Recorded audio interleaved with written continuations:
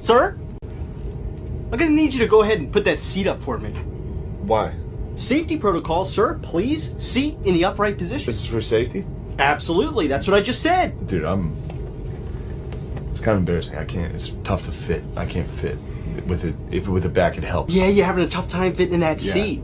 Maybe you should take better care of your body. Are you a psycho, dude? Sir, I'm trying to keep safety protocols in place and doing this for your own good. Oh, whoa.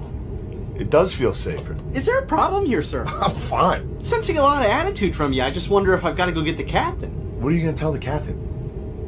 We got a guy reclining back there.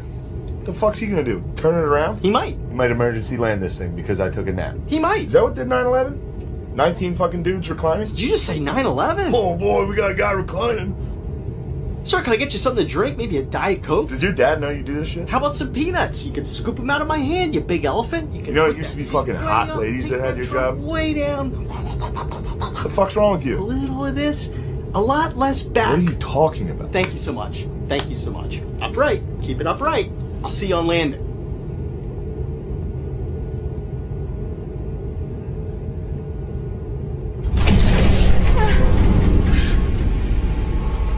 Ladies and gentlemen, from the flight deck, this is your captain speaking. It appears we've lost the left engine. Not to worry, we have two engines. This plane is built to be flown with just one engine, and there is no way... fuck. There goes the second engine. If you have someone you'd like to call, I would advise that you do so now.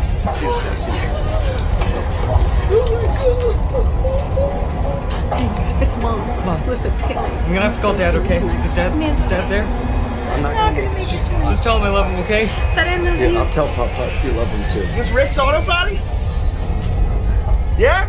It's a shame with the fucking red Subaru. Yeah, you guys fucking suck at your job. I'm gonna come down there and beat the fuck out of you, you fucking stupid bitch. Alright, I'll be down in 10 minutes. Get ready. You better start stretching. I'm gonna fucking wear you out, dumbass. 10 minutes. Parking lot, pussy. Excuse me? What? Calling people I fucking hate.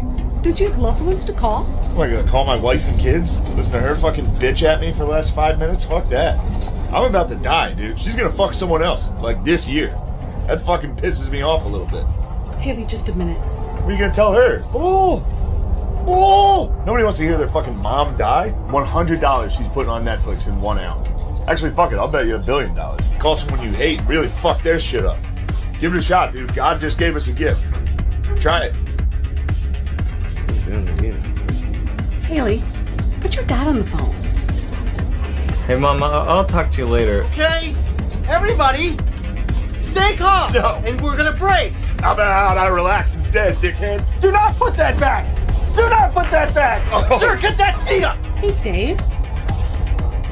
Fuck you. You know, I love you, and I knew from the moment I married you. You'd ruin my life, you dumb bitch. Remember 07 when I had to go see you in the hospital and you thought I was smiling because I was happy to see you? I thought you was dead. Yeah, I'm dying. The plane's crashing, so fuck you. Oh, stop going out with your friends. You're staying out too late. Yeah, learn how to fucking end a story. Jesus Christ. I remember you. You're not even living dummy. Goosebumps. Of course you read Goosebumps, you fucking dumbass. Ventriloquist looking ass bitch. I do not look like a ventriloquist dummy. I know we're probably dying, but if you Google that was a good reference. Sir, do not bark at the intercom. I just put my nudes on Instagram Yeah, you're crazy. and tagged all my kids. I'm gonna die. You know I'm trying to make someone come. How come? What? Who said that? Marco.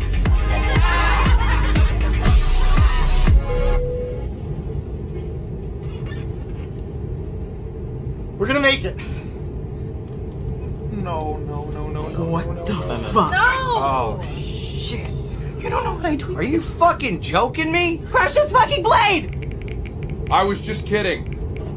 We're all gonna die.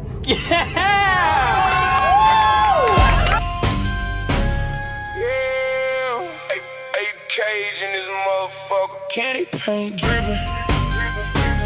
Bass hitting like a fist fight. Boom, boom, boom, boom, boom. Little mama wanna ride with a Thor tonight.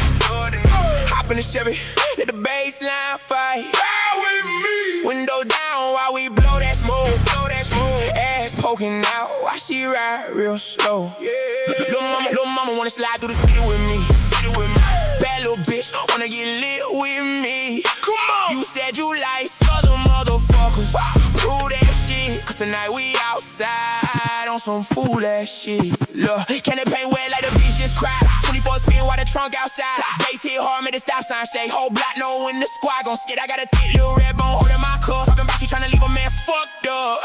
I said shit, that ain't my business though. Pass her the blunt, now she rolling slow. Gold in my mouth when I grin too hard. Valet nervous when I bought that car. Middle of the summer with the top lean back. Whole club smell like loud and yak. Lil' mama bad with her jeans too tight. Talk slick and I'ma beat that up tonight. She said damn, you reckless as fuck. I said baby, that's why you stuck. Whole lot of ass in the parking lot. Whole lot of bass made the call out now. Whole lot of broke boys mad outside cause that girl tryna slide in the passenger side. I'ma wanna ride with a good night, good night. Hop in the Chevy, hit the baseline fight. Ride with me. Windows down while we blow that smoke, blow that smoke. Ass poking out while she ride real slow. Yeah.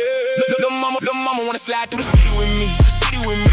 Bad little bitch wanna get lit with me. Come on. You said you like other motherfuckers. Prove that shit, cause tonight we outside on some fool ass shit. Big body Chevy with the suede inside. Rim so clean, make a man look fried. I got Henny in my cup and smoke in there. Two bad bitches pulling all on my hair. Baseline nasty like the trunk got angle. Parking lot junk like a damn gang banger. I ain't tryna cuddle, I'm tryna vibe. Hit the room later if the move feel right. She like damn, why your voice so calm? Cause I done seen too much to panic mom. Whole squad outside looking dangerous. Girls go crazy when the chain swings stainless. You can bring your friend and she thick too. Backseat lit like a damn strip room. Neon lights on the chrome all shining. Whole damn block hit a sub start whining. Police ride past but they don't say shit. Cause the whole damn city know the motherfuckers wide. I got one hand gripping wood grain steering. Another hand on the thigh while the baseline tearing. Ride slow, ride slow, bass low, bass low, bass low, bass low. Ride slow. Ride slow, ride slow, bass low, bass low, bass low, bass. Ride slow, ride slow, bass low, bass low, bass low. Little mama climbed in the ceiling back. Perfume mixing with the weed smoke black. Told me she tired of these broke ass clowns. Wanna ride with a boss when the sun go down. I said shit, buckle up then ride. Hit the gas, make the whole damn freeway slide. Trump bang hard like a fight downstairs. Old heads mad but the young hoe stare. She got gloss on the lips and licking in the vein. Tryna grind on me while I switch them lanes. I'm too lit, too gone, too faded. Still got the whole damn parking lot waiting. Club owner tryna get us inside. Cause when we pull up all the bottles get fly. Little mama figure with a mean little walk. Talk nasty to me when she hear me talk. She said damn, you smell like smoking cash. I said baby girl, that's that hustler splash. Whole city know how the squad gon' move. Late night rides with the bass on bruise. Can the paint dripping on the street like glow. Everybody outside when the Chevys roll slow. Got the M turned up and the windows crack. Every ex-girl mad when they see me pass. I ain't worried about shit, but tonight getting lit with a badass bitch on some wild south shit. Ride slow, ride slow, Ape Cage. Ape Cage. They still knocking. Ride slow, ride slow. Window fogged up. Chevy still coming. Welcome to the AMC Ape Cage.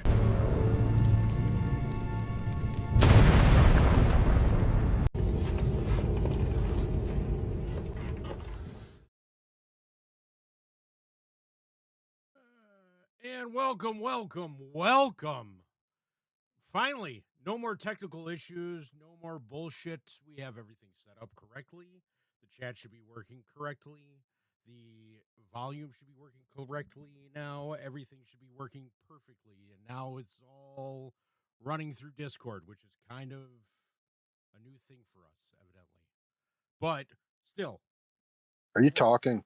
Yeah, I'm sure I'm talking, my friend. James. Yeah, Matt, go ahead and unmute and mute again. I'm just fucking with you. I can hear you. Okay, good. Well, don't do that right now. I know. I have no idea how much of a shit I was about to flip with doing that, considering what we've been through so far, just for a technical aspect, and what I've had to deal with outside of that, which is just a whole nother fucking story in itself. But welcome to the new improved Ape Cage. So what we have here, just so you guys understand what we got going on, is that we're running through Discord. So if you guys want to join Discord and listen to us on there, you're more than welcome to. If you guys want to go ahead and, whatever shit I decide to add on here, which is going to be music, which is going to be some of the videos that I create and all that, so that this way you guys can see those, have those for whenever you want them. Besides that, yeah, this server's directly for you guys. So this way you don't have to worry about any bullshit or anybody going in here and, giving you shit, because that's not what the intention is here. The intention is for you guys to learn and you guys to understand. So this is kind of like a bridge from, if you're a part of the Ape Cage knowledge seeker community, this is a bridge into that. So just so you guys understand that. And, one of us will be in here most of the time, probably me, when it comes to loading stuff in. So if you do have any questions or anything like that, it's a nice way for you to give a direct answer. So that link that I've given you out, still ask a question for you to get in. So volume is slightly lower than expected. So do me a favor, just turn up your volume a little bit more, because that's not with me, unfortunately. I wish it was, but I could do that. And there you go.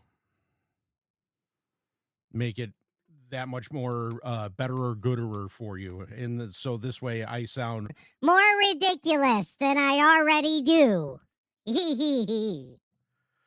Anywho, usually I'm the one with the volume issues, but hey, volume's good on my end. Hey, well, you know what? This is coming from the U of Tubi, so it's fine. Listen, we're gonna go through some just intermediate bumps to start off. Listen, I've been 2 days in this and trying to make sure that everything is actually correct from our standpoint. And we got a programmer that got the bugs fixed in 15 minutes. Oh, I mean, it was amazing, honestly, because whatever happened previously with the previous programmer that we had, didn't know how to, arrange the sliders correctly on my board, didn't know where to put certain things. So, like, I'm still learning some of the production side of things while we're actually streaming live at the same time. So, no, because he had the channels all crossed, they were getting feedback loops, which was what we were getting that trucker sound from. Yeah, and which this way you guys were having your issues when it came to overall why, oh, hey, this isn't coming up or this isn't happening. So that was one of the reasons. So, and why you heard echoes, or my voice was echoing, or Matt's voice was echoing, and that was because or videos had no volume at all. Yeah, so because it was going through a channel that wasn't being streamed. It wasn't actually there to begin with. So, which is interesting. But regardless, all that's been fixed. I've taken care of the majority of this, and I want to give you guys the best of the best and making this the best show that it could possibly be. So that's my ultimate goal. So hopefully I've provided you with that. And so two other things that were fixed too, that was the now we're running a delay feed so that you have less refresh buffering for the feed, which is nice. And there's something else I was going to say too that we. I just lost my chain of thought. Oh, damn. Yeah, I lost it. I had to, but that's all right. Shit happens. That's that's why they made a bumper sticker. Right? It ain't fucking killing my battery in fucking 10 minutes anymore. Hey, that's a benefit in itself. Now you don't have to worry about throwing your phone in the refrigerator or freezer. Yeah, or overheating and running dead. And so you don't have that. So you don't have that problem. So, which is nice. So I'm gonna kind of steer this into. So, what caused me to do all this? And so there was an instance last week, and hence why we had to do everything on the, on a space call, was somebody hacked my computer, blatantly hacked my computer and started deleting all my writing that I have. So now when I do something, I have a backup for the backup of the backup. So like this way that I don't lose anything.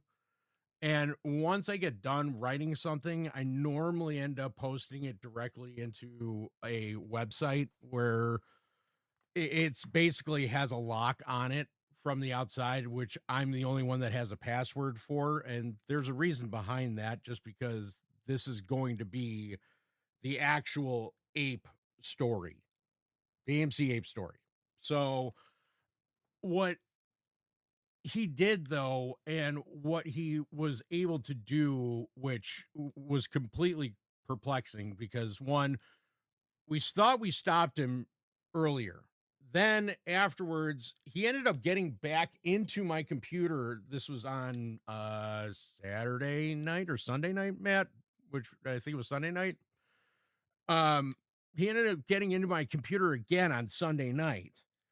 And I was literally fighting with him on the mouse. Like, no joke. Like, I was pulling the mouse all the way right while he's sitting there trying to get into certain, like my Capital One account, for example, and started trying to literally trying to go in this. I'm watching him do all of this and have this recorded. So this way I could go and actually show the bank that, hey, this wasn't me. Look. And so I did all this, and, the programmer, who honestly went above and beyond everything that we could have asked for, Matt and I at least, and went above and beyond for me, and just went ahead and installed all this secondary security along with it's basically a spike. So if someone were to try and access my computer and it doesn't recognize the actual IP address that it's originally originating from, it's going to send this thing called a spike. That spike goes directly into his computer and basically shuts down everything that he has, period. So kind of nice, maybe a little too late, ended up losing some money. That's okay. Bank is not giving me a credit, but they are going to reverse the charges once they figure out that it's not me. So besides that, I got that going for me, but we now have this all fixed, and this is all where it should be. I don't have to worry about security because I have it all on here, and we're all good to go.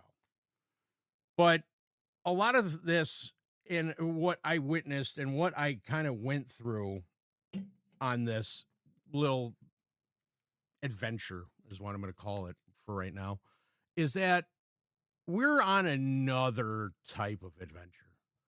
And that adventure, and I hope to kind of prove that to you and show you tonight within the writing, is that there really is no superior political overhead of anything.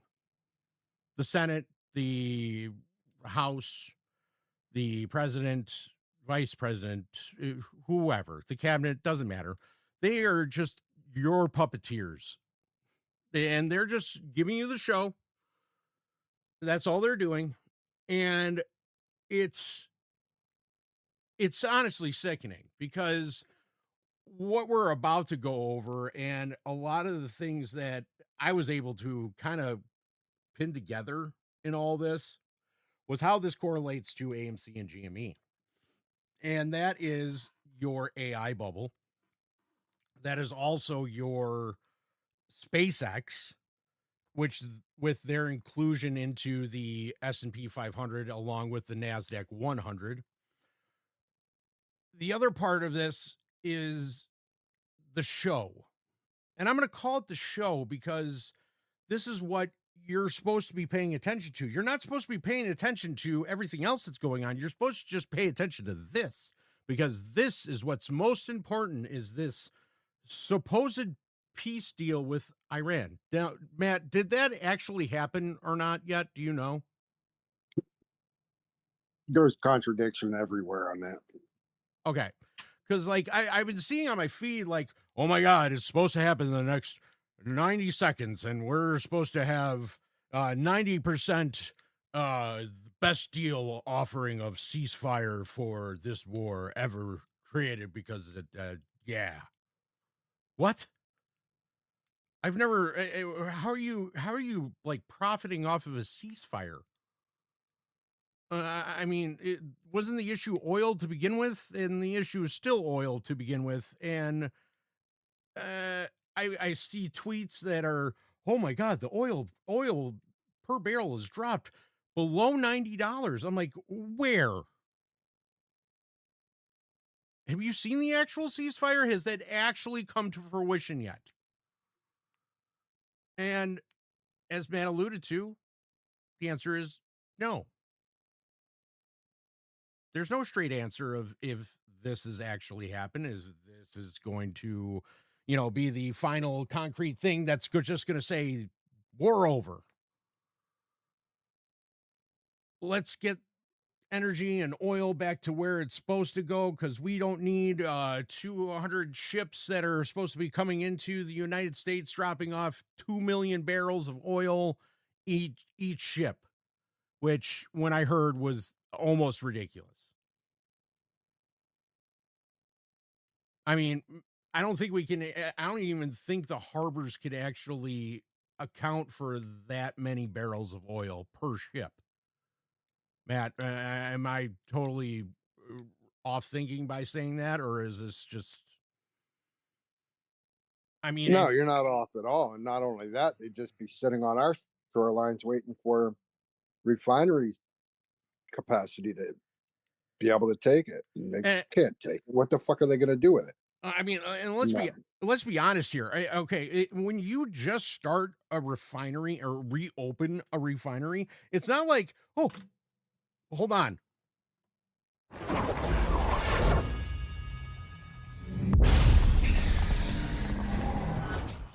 It's not like I went and go Gandalf on this refinery and all of a sudden, poof, it's producing oil. Like you have to find it. Like it doesn't just happen. Like it has to be cleaned. It has to be cycled through. It has its own progression, which can take months, folks. I mean, you're looking at fastest time, I would say 7 months, and that's being ultra enthusiastic, not optimistic prime. We're talking about ultra enthusiastic number of when this could actually be open and ready to go. So I don't see how that's a possibility.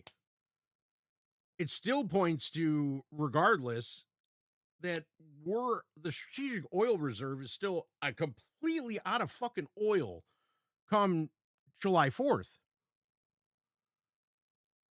Regardless, and if the ceasefire was actually, hoopla, which I kind of think it is, that's what you're looking at still. There's still no answer to that. There's still no answer. And I don't think there's going to be. And Matt, when we were talking earlier, and you're 100% correct on this assessment, I don't think Israel is going to let us do nothing or allow us to be able to do nothing, because they control what happens. A ceasefire deal between us and Iran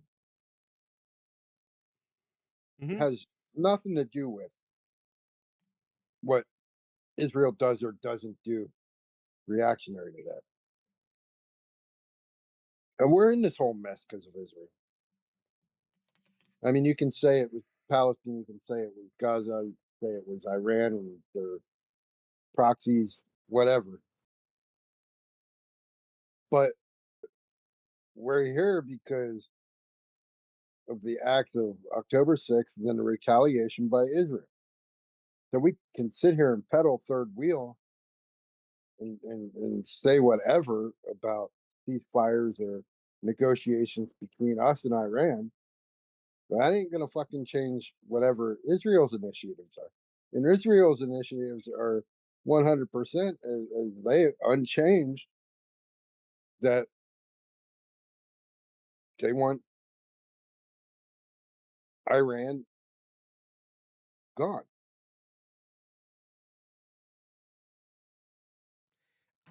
Okay, so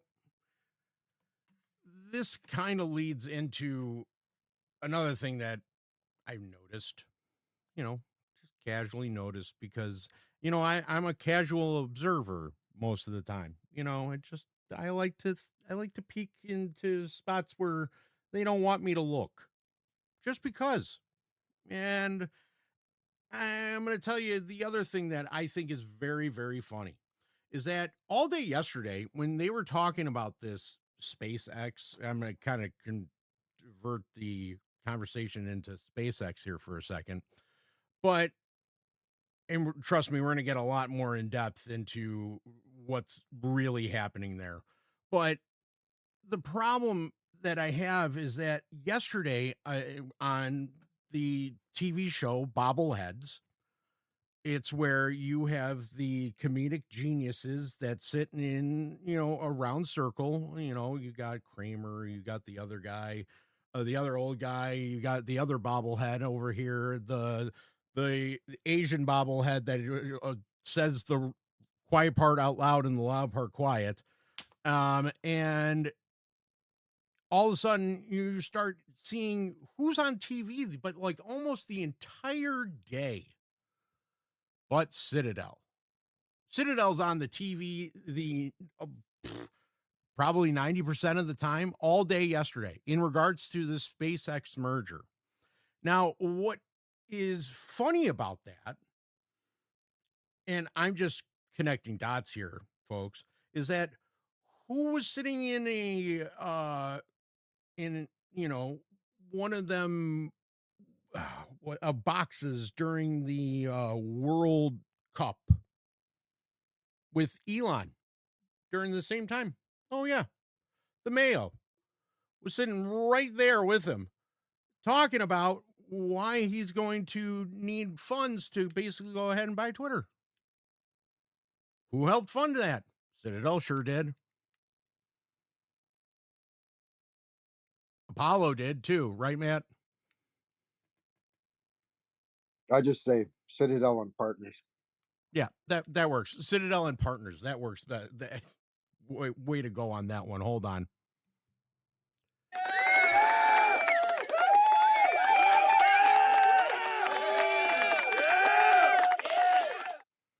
We need to come up with the overall, like the Citadel, the crime syndicate, or the laughing stock, or whatever. We need to come up with something along those lines just for the next parody video that we're going to make. But the only person I've seen a lot that seems to have as much to say as good old Kenny is fucking Jamie Dimon. I don't know what the fuck he's going on about, but he's been everywhere too lately. Oh yeah, he's babbling about crypto and crypto's going to take over the dominance of the dollar and blah blah blah blah blah blah blah blah blah blah blah blah. He just sounds like nonsense. I mean, on every channel that he's been on, just straight nonsense. But I find it very interesting. I thought he was retiring, stepping down or whatever. Yeah, sure. Maybe. On the second Tuesday of next week, that's when he's retiring. Don't worry about it. But here's the part I find it very interesting and kind of odd, is that here's the guy that helped fund get Twitter.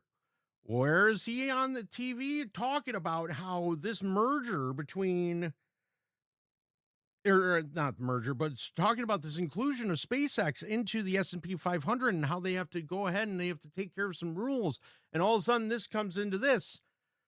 But now here's another thing that was proposed yesterday live on TV. Now, these two companies have nothing to do with each other, but merging Tesla with SpaceX. And here's the bigger problem, is the actual market cap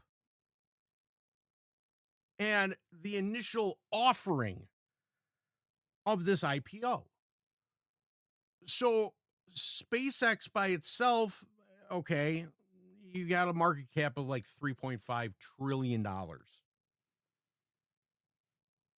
So it'd be about 1.25 or 1.375 roughly for an initial IPO offering. Now, here's the crazy part.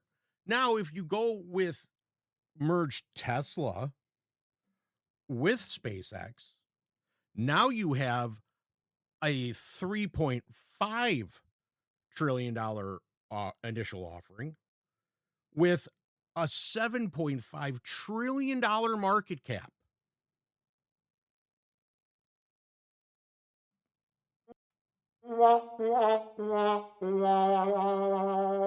Folks, you wanted to know where the liquidity was going to come from? Bingo. It is right there. You're talking about coming right out of the chutes. Yeah. With a 30 times PE ratio. Mm-hmm. They're talking about this right now. I mean, literally right now, you know, on one of those basically, what is it? You know, those accounts that like all of a sudden they tweeted something and then, oh my God, they got 700,000 followers after they treated one thing that might have been accurate. Might.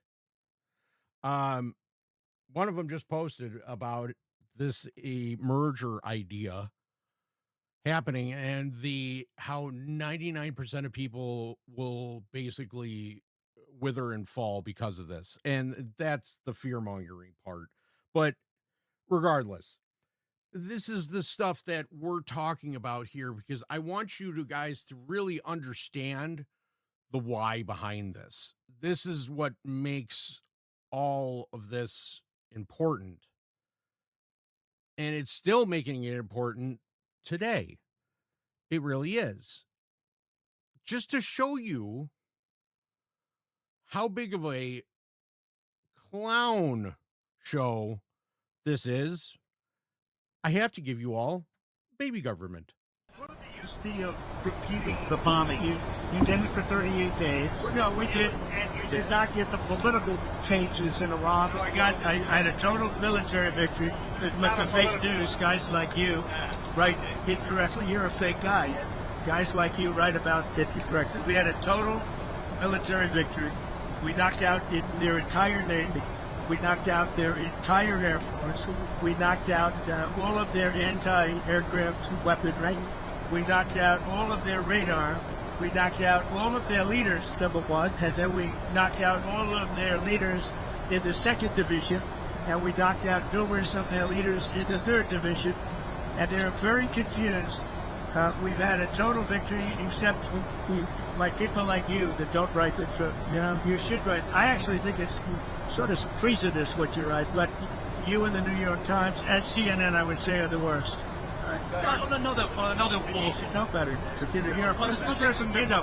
Your editors tell you what to write, and you write it. You should be ashamed of this. This is another wall. And you may actually think it's treason when you write like they're doing well militarily and they have no Navy, no Air Force, no anti-anything. By the way, we knocked out 85% of their manufacturing for missiles.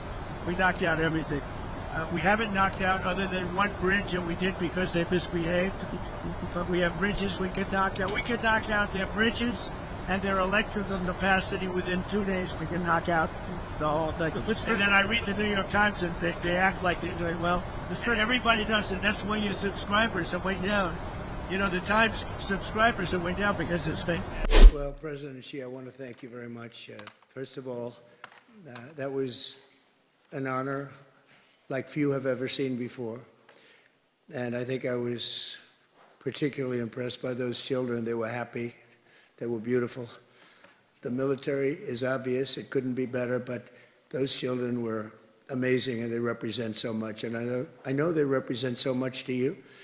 You and I have known each other now for a long time. In fact, the longest relationship of our two countries that any president and president has had. and that's to me an honor.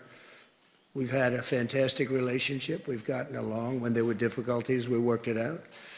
I would call you, and you would call me, and whenever we had a problem, people don't know, whenever we had a problem, we worked that out very quickly.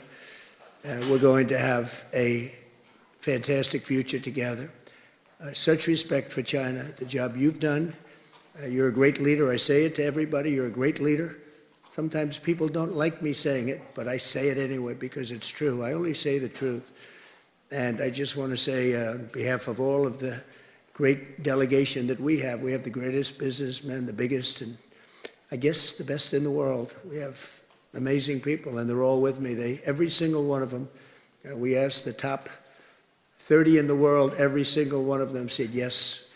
And I didn't want the second or the third in the company. I wanted only the top. And they're here today to pay respects to you and to China. And they look forward to trade and doing business. And it's going to be totally reciprocal on our behalf. So I really look very much forward to our discussion. It's a big discussion. There are those that say this is maybe the biggest summit ever. They can never remember anything like it. I can say in the United States, people aren't talking about anything else. But it's an honor to be with you. It's an honor to be your friend. And the relationship between China and the USA is going to be better than ever before. Oh, the other part of this, which I don't understand, and Matt, you can correct me if I'm wrong on this, but is the amount of ass kissing that's happening right now is just, I mean, immense. Like, he's got his nose so shoved up that Chinese president's ass that he could probably call it ice cream. I mean, and the funny part about it all is that when they talked to NVIDIA, the first thing the president said was, or for the Chinese president said was, well, we're going to make our own. Don't worry about it. Yeah, it don't make any logical sense to me whatsoever. I mean, you wanted us to, the United States, to literally pull up to a foreign country that we are always in contradictions with, don't see the same. We show up in a clown car, and in that clown car is packed in 30 of the number one CEOs to go try and sell the president of China. And guess what? The part I don't get is the fact that wasn't very long ago, and they're still touting how China has backdoor thievery of our technology and access to all this hardware that they supplied us, that we stupidly cornered ourselves into their market on. And you're just going to go over there and be like, oh, yeah, we're good. I mean, what the fuck are you doing? We got this.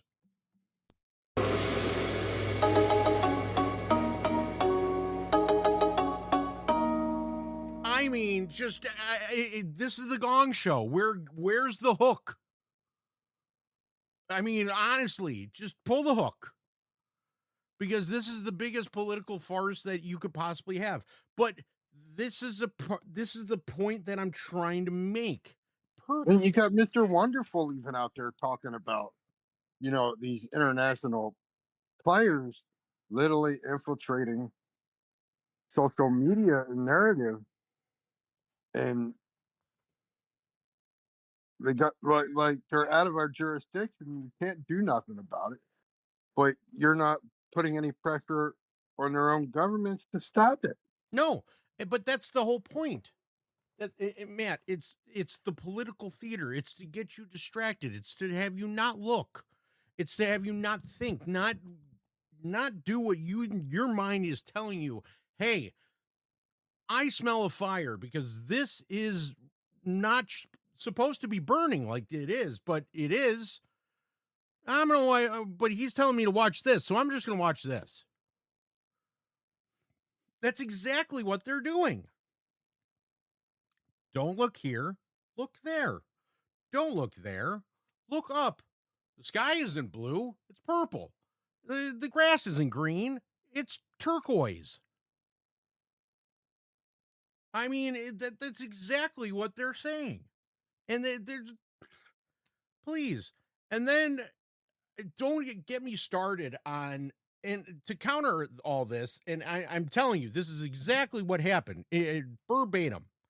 There's no way it didn't happen any other way than this.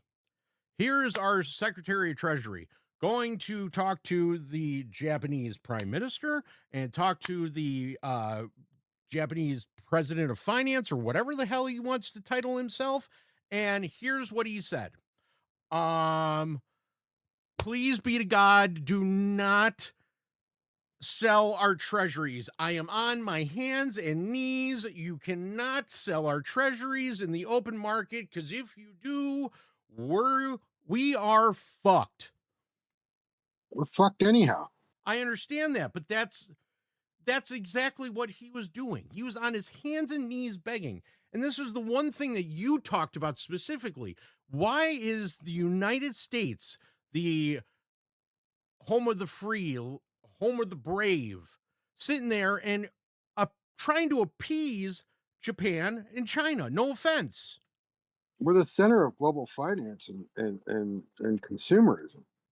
We're supposed to be. Kowtowing to these manufacturer nations of shit that they won't be able to sell without it. Correct. So, but we are going to bend over on our hands and knees and say, please don't insert here. That might hurt.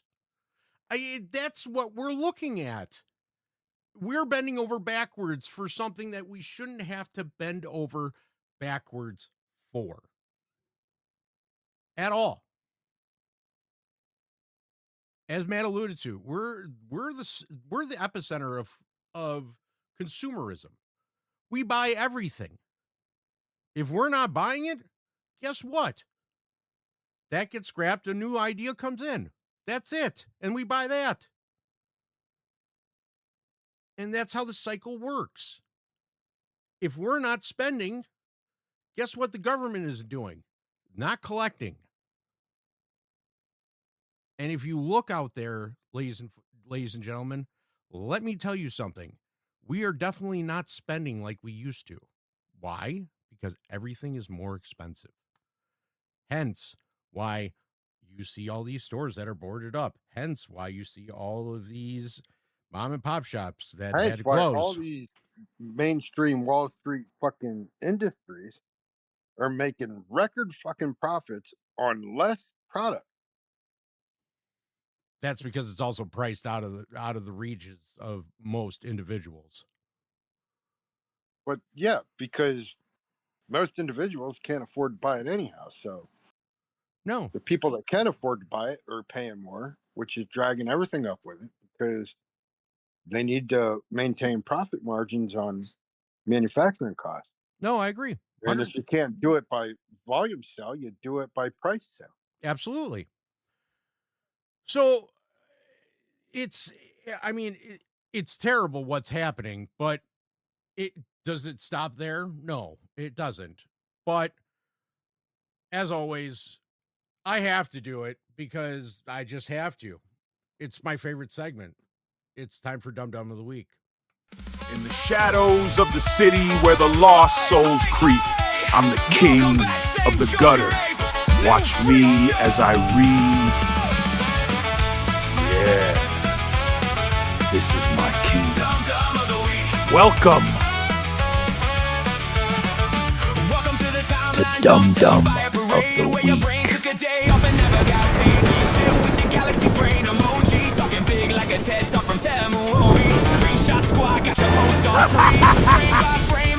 Oh, he's perfect! No, we are not doing this again! Not another one!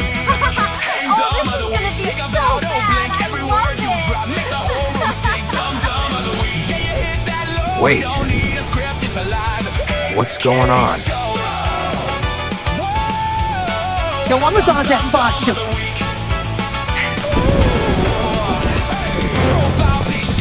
He has no idea, does he? Not a single clue. This is already a disaster. I think I know what I'm doing. I think I know what I'm doing. So, what exactly makes you an expert? I read a post. That's it? Yeah. It had a lot of likes. Where?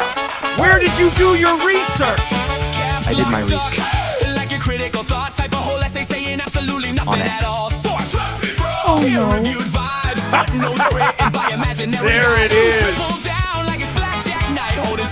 That's not research! That's not how this work works! He said X! He really said X! It made sense to me. Confidence beats facts. You really believe that? Yeah, it feels right. Oh, this is incredible. I can't do this. So your entire belief system comes from one post? It had a lot of likes. That's your evidence? That's enough for me. That's unstoppable. This is painful. You can't just believe everything you see. He absolutely can, apparently. You're also the best one. You're overthinking. This is basic thinking. No, let him cook. I want to see where this goes. It's really not that complicated.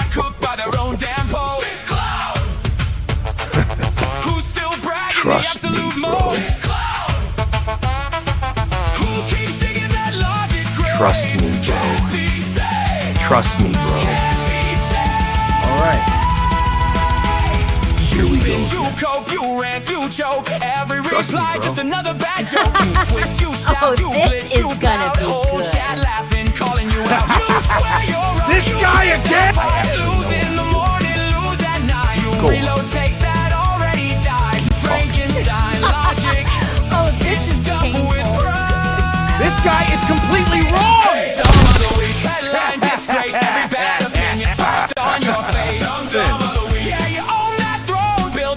I told you, I'm basically a genius. Wow, that's actually impressive. Stop talking! And that's your dum-dum of the week. Oh my god! I can't do this anymore!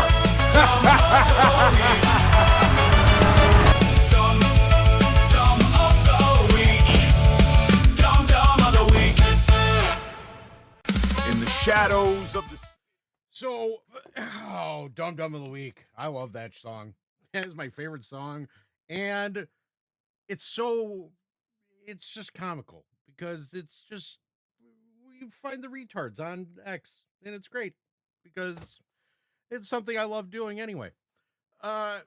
Matt, as always, you can kick it off, my friend. Yeah, I wasn't really fully prepared, but I do have one in mind. So I'm just gonna go ahead and do it. And I'm gonna go with the Mr. Leary.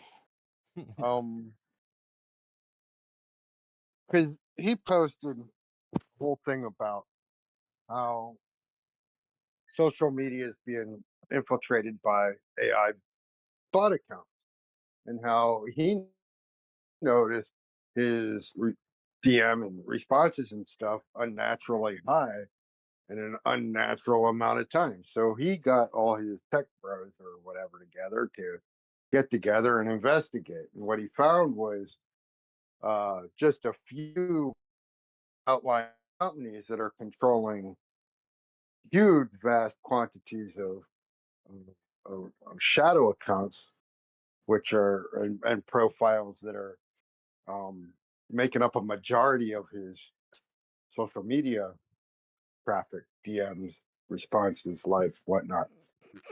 So now he's digging even further and he's connecting it to certain financial institutions and political campaign donation lobby groups and stuff.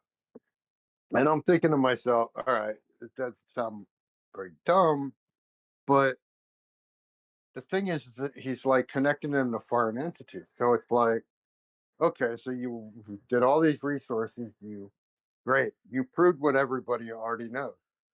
How much did you spend to do that? And what I don't get is what's the point? Nothing's going to change. They're not going to do anything about it. They can't do anything about it because it's out of jurisdiction, right? They haven't done anything about it. And he's like, oh, we're going to Congress and there's all kinds of investigations going on in there. Look, you're investigating, you're putting your resources into investigating international, social media, AI bot account interference in order to what? Not do anything anyhow? You can't take care of the fucking problems that we have going on within your jurisdiction. But you want to, put all your resources in some Indian bot office that's running social media influence hacks that you can't stop. You can't stop the fucking Indian people from calling my house and trying to sell us solar panels. I don't get it. Like, there's better use of resources and time that could actually have real time cause and effect and benefit right now. And this is where they're choosing to go. So, I mean, that's my dum dum. Well, Way to prove the obvious. Well, back in 1906, I used to wear an onion on my belt because that was the style at the time. And give me 5 Bs for a quarter because I'm dumb. Dumb, dumb, dumb, dumb, dumb, dumb, dumb, dumb, dumb, dumb. That was pretty dumb. I mean, you basically just you cracked the case wide open for the shadow accounts and who's a bot and who's a cyborg and who's you're an idiot. Because that's how your whole side gets away with whatever they're doing by swaying people's mind and judgment. Wow. Wow. I am wow. I am going to go back a little bit because I have to. And I'm still going this was one of the reasons as to why I went so hard after Nachi, because it's one of the things that it bothers me is that when you tell people that you have given proof, you've given evidence, you've talked about certain things, but you were always able to bring receipts to wherever you went, wherever you go, and so on and so forth throughout his space calls and everything else. I can't say that I've had the pleasure of sitting through one of those, but I know that there's not any receipts because he would have posted them. Because if you have evidence, normally the person posts the receipt. Instead, what you get is this. Follow my timeline. I told you the story was being written in the option chain, the filings, and the institutional positioning around AMC. If you listen to the haters' noise on the app instead of accumulating, that's on you. The irony. A lot of loudest people attacking me in the community were the same ones selling covered calls to accumulate shares. That strategy works until it doesn't. The game punishes arrogance. So stop guessing and start learning. For over 5 years, my message has never changed. I want the people to win. I have no Discord. I sell no products. I don't monetize this account. I shut down my podcast because they wanted me to commercialize my voice. I have been approached by grifters, opportunists, and thieves trying to buy my influence through me numerous times. I can't be bought. I'm too old for this shit. I know the game. I know the players more than I want to. And I know retail can win. What we are watching is a battle between improving fundamentals and a market structure built on hookers and thieves, all in a bet bankruptcy. They used taxpayers' PPP money and were promised a Sears and Toys R Us, Radio Shack, and BBBY But nope, they didn't get A to the M to the C.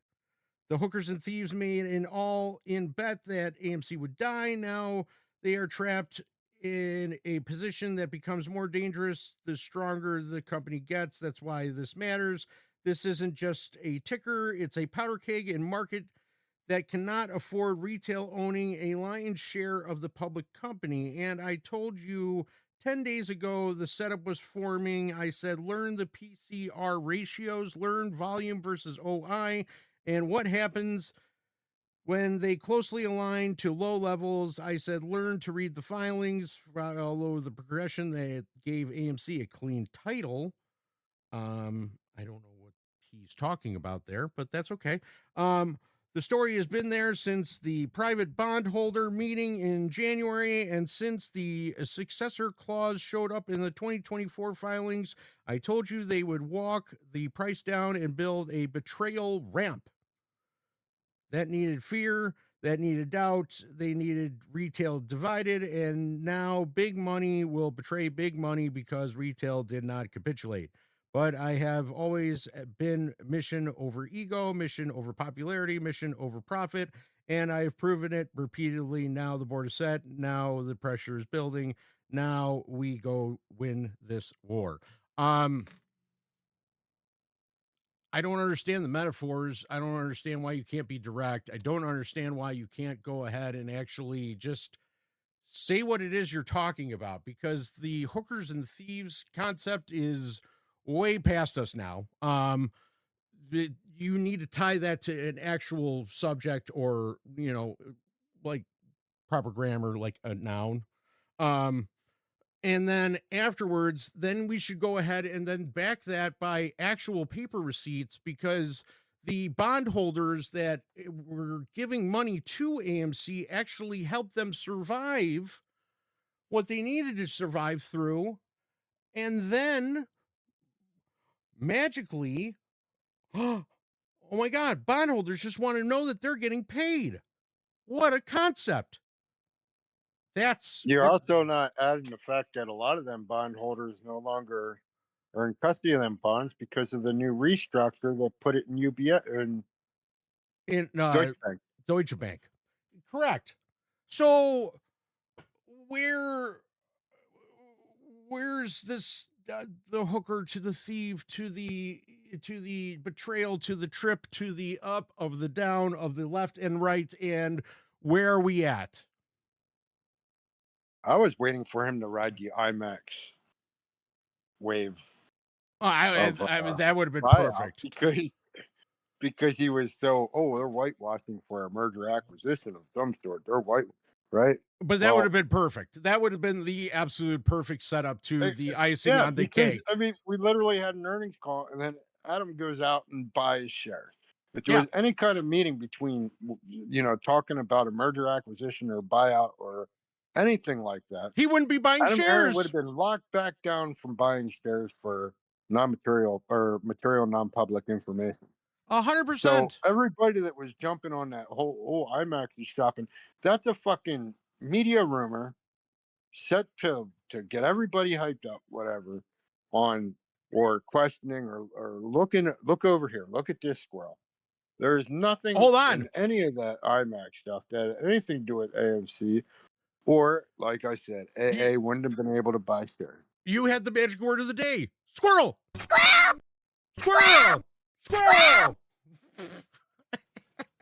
Because I mean, this is as bad as when they tried to say that Amazon was going to buy AMC. Yeah, it was squirrel.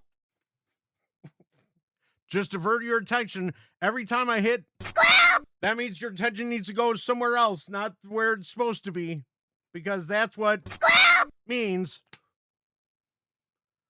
But here, okay, so there's that portion of it. There's one other portion of this, which I will go ahead and gladly state as well, because I don't understand the why in all this. I promised everybody here that watches, I promised everybody in my community, I promised everybody, period, that I've talked to, that my responsibility moving forward is to go ahead and protect you guys from people, especially trying to bully or try to preach something that isn't true.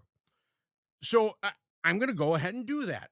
And so that was the only reason why I went and said what I said towards Nachi about showing the receipts.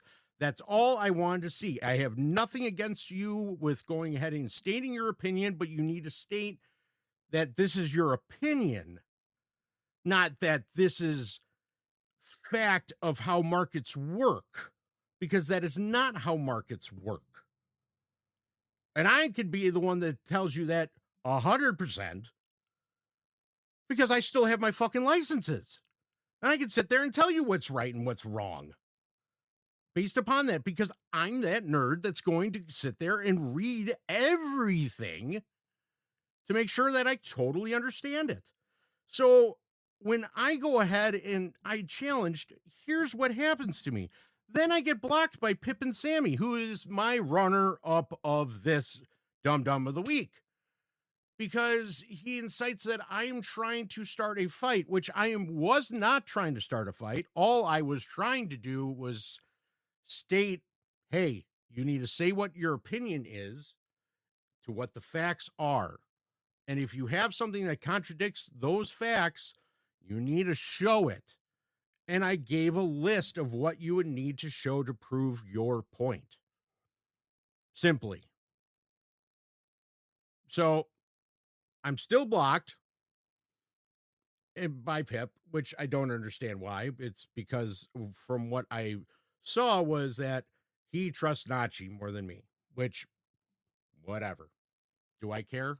No, I don't. I figured that a lot of the times when he would ask questions, it was something that was pertaining that retail really wanted to understand and know.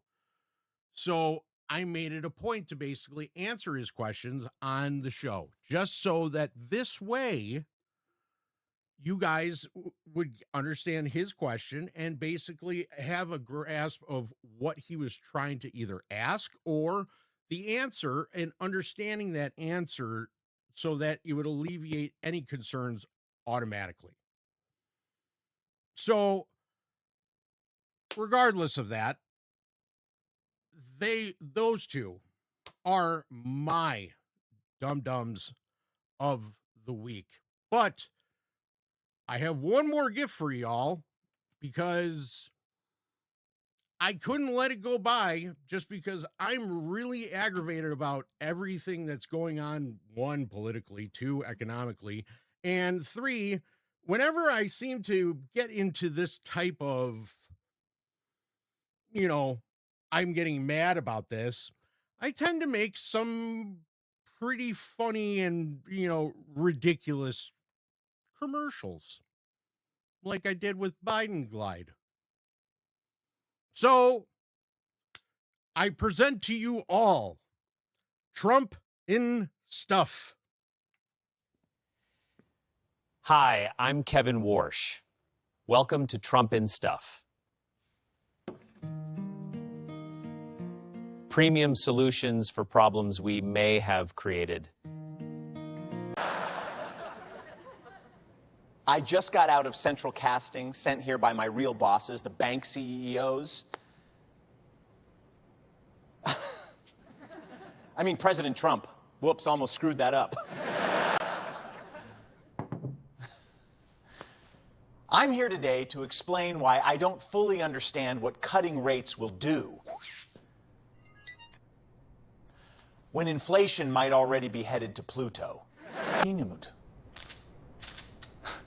Is too much nonsense making your facial complexion turn white as a ghost? Are you standing in front of cameras trying to explain that inflation is fine and markets are fine and the banks are fine? Are you telling the public that everything is totally, completely fine while your face says, I have no idea what's happening? Then just rub on Market Miracle Tanner. It takes that pale, convicted ghost appearance and transforms it into the rich, golden Mar-a-Lago glow. Then just rub on Market Miracle Tanner. It takes that pale, convicted ghost appearance and transforms it into the rich, golden Mar-a-Lago glow. Now available in 3 shades: soft landing bronze, liquidity gold, and executive immunity orange. When inflation goes to Pluto and your credibility goes underground, don't explain it, tan over it. Rub it in, Troc McAbuilder. Spit it out, walk away golden. Now, I know what you're thinking. Kevin, can one little bottle really cover that much panic? With Market Miracle Tanner, the answer is yes. It covers fear, confusion, and uncomfortable questions, and for putting the truth where America can finally see it. Market Miracle Tanner. You can throw as much bullshit as needed and still get the Mar-a-Lago gold. Trump in stuff. Trump in stuff, ladies and gentlemen. Throw as much bullshit as needed, and guess what you got on the other side? More bullshit. But there's plenty of time for more bullshit, because we got to go over some bullshit that's actually happening right now as we speak. So I give you all this wonderful, wonderful, wonderful right up here, which I am very, very proud of, to be honest with you. AMC, welcome to the AI Money Laundromat, where big tech invests, quote unquote, the startup spends, and everyone pretends it's organic growth. This week on the AMC Ape Cage show, we are not chasing fairy tales, hype decks, or another Wall Street bedtime story about how this time is different. We are looking at the pipes behind the machine. And when you look at these pipes, the AI boom starts looking less like a clean technological revolution and more like a beautifully polished Wall Street recycling plant, the kind where big tech puts money into one end, cloud revenue comes out the other, stock price goes up, passive index funds chase the move, and somehow the public is told this is all just innovation. Cute. The official story is simple. Artificial intelligence is exploding. Demand is massive. The cloud companies are printing money. NVIDIA is the new oil. And everyone should just sit down, shut up, and buy the index.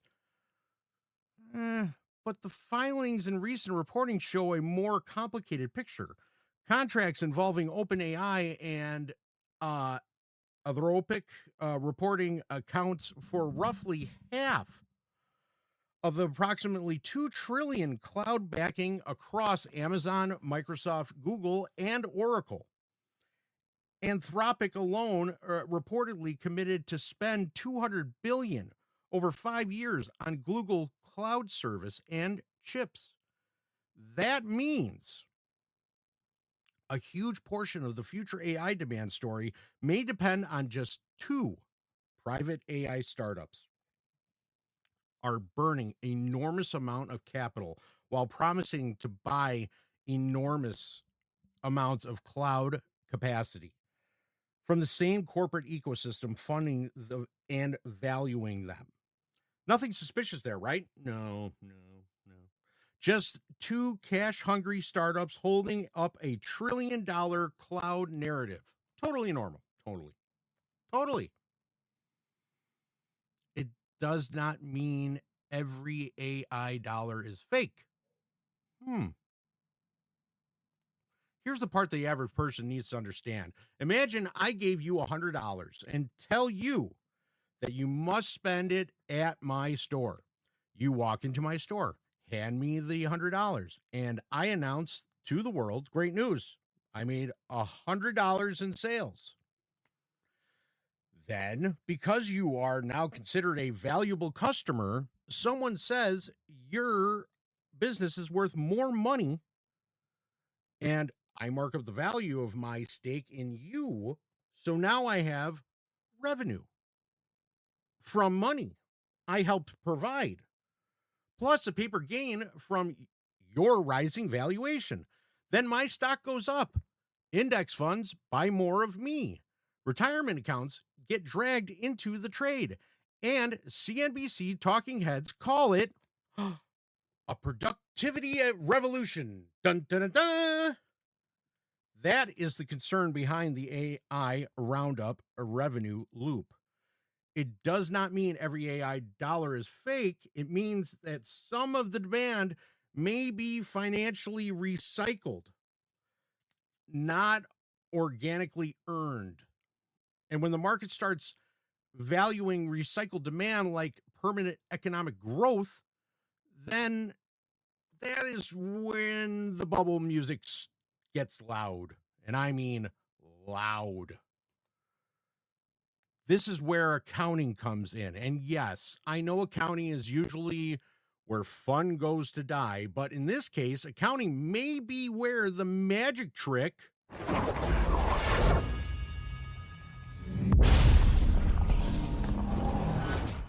happens.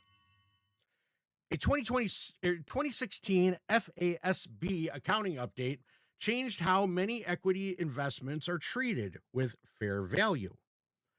Changes generally flowing through net income subjects to expectations. In plain English, if a big tech company owns a part of an AI startup and that startup gets valuation in a new funding round, the investor may be able to recognize an unrealized paper gain in earnings, even without selling a stake for cash.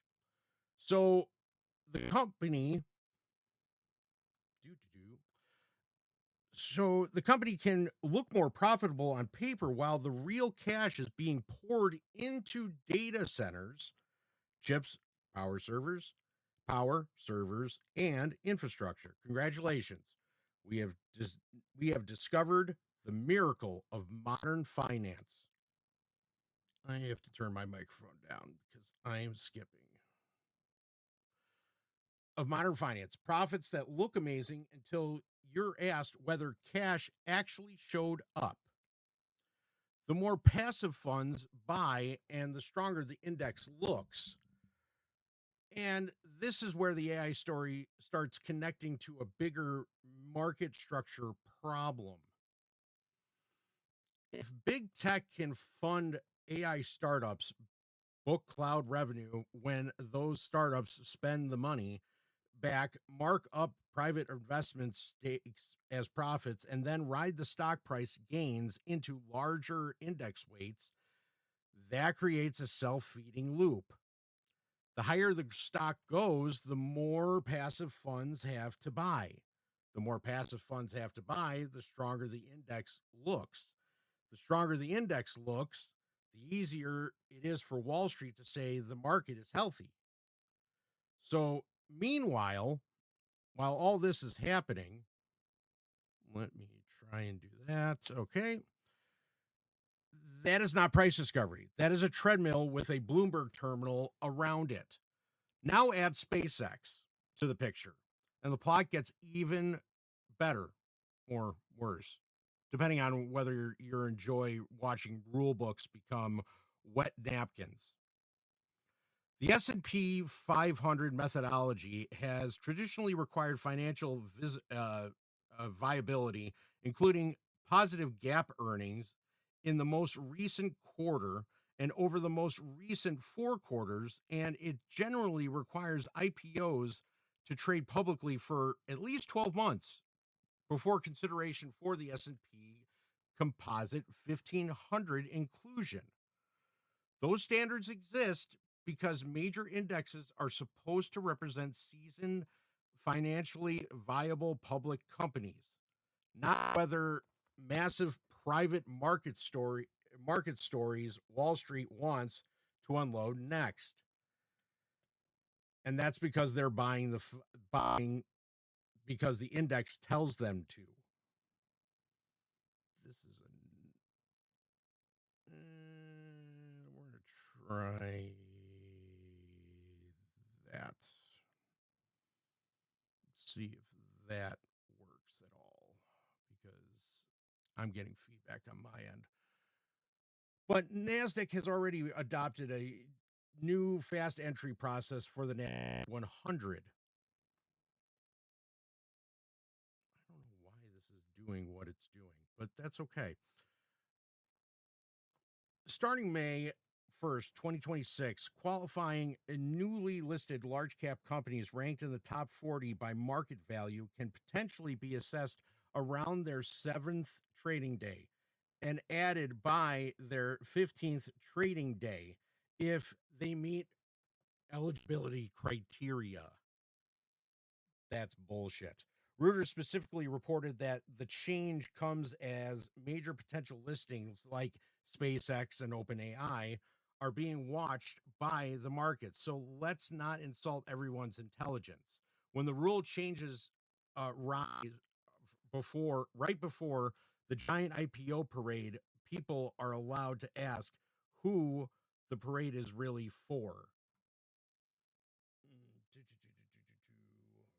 I have to try and do this. Matt, do you keep on hearing? I keep on hearing like the little like pops in my microphone. If that, I don't know if you're hearing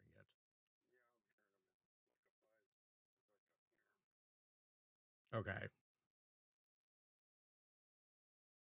Okay. That's what I was curious about, because I think it's my soundboard, and it's about to take an absolute crap for some odd reason. But yeah, I'm gonna. I don't want to start this all over again, but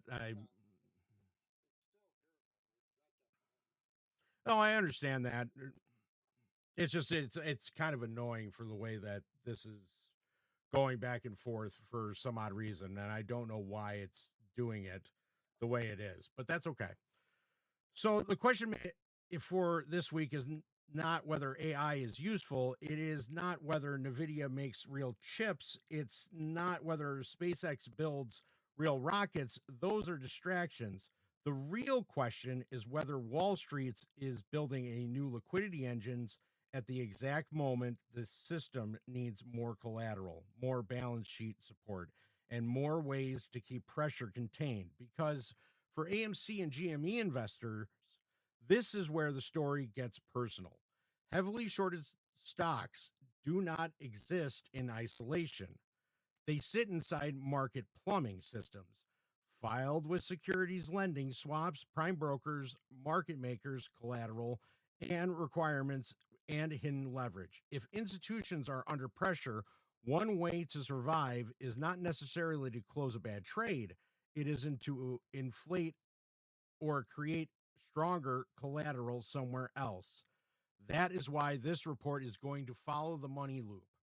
From AI startup funding to cloud revenue to paper profits to index flows to SpaceX rule changes, passive investor liquidity, and finally back to the question every ape should be asking. Are these markets rising because the economy is truly stronger or because Wall Street is manufacturing fresh liquidity to keep the old short risk machine from breaking open? That is the cage we are opening this week. And once we've opened it, the smell is going to be hard to ignore. Folks, I'm going to put this on a timeout for about 5 minutes just so I can fix this microphone. It's probably not going to be 5 minutes, probably going to be like 2. But let me just restart my soundboard so I get this pop out of here. So I'll be right back.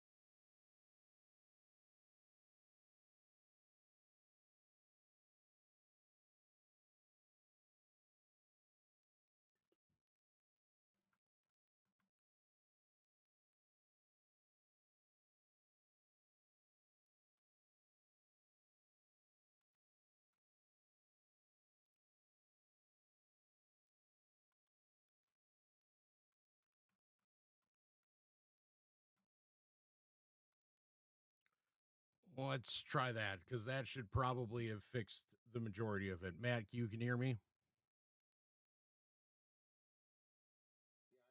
All right, perfect. So that probably fixed everything. So that was exactly what I needed to do. So now we can move on. Welcome to the Cloud Casino, where big tech funds the customer, books the sale, marks the stakes, and calls it economic growth. Place your bets on the future, taxpayers not included. Now serving fresh, independent demand. 401k, passive funds, because reading is hard. I have no idea what any of this is, but my advisor said it's diversified. Investments, big money. House always wins. Thanks. I'll just spend this right back. Cloud credit, dealer advantages, accounting rules. And you see the circle, and the circle, and the circle. And it just keeps on happening because it's independent demand, may not be independent, may contain circular revenue accounting magic. And sprinkle of hopium, results not guaranteed, past performances is imaginary. The AI boom may be built on circular demand. Welcome to the Cloud Casino, where big tech funds the customer, books the sale, marks the stake, and calls it organic growth. The mainstream AI story sounds beautiful because it was designed to sound beautiful. Artificial intelligence is changing the world. Companies are racing to adopt it. Cloud demand is exploding. NVIDIA is selling the picks and shovels. Big tech is printing the money, and the market is simply rewarding genius. That is the bedtime version. Nice blanket, soft pillow, very comforting. But when you actually open the filings, follow the contracts, and look at who's paying whom, the story starts to smell less like a clean technology revolution and more like a Wall Street funded echo chamber with a data center attached. The problem is not that AI is useless. AI is real. The chips are real. The data centers are real. The cloud bills are real. The problem is whether the demand is as real, broad, independent, and profitable as the market is being told, or whatever the massive part of the AI boom is being financed by the same companies booking the revenue. Because if big tech gives money to AI startups, those startups spend that money back on big tech cloud platforms. Big tech records the spending as revenue. Then big tech marks up the value of the investment when the startup gets a higher valuation. We are no longer looking at a clean organic demand. We are looking at a circular money loop wearing a hoodie and calling itself the future. This is the AI round trip revenue concern. It is not complicated once Wall Street stops fogging the room with accounting perfume.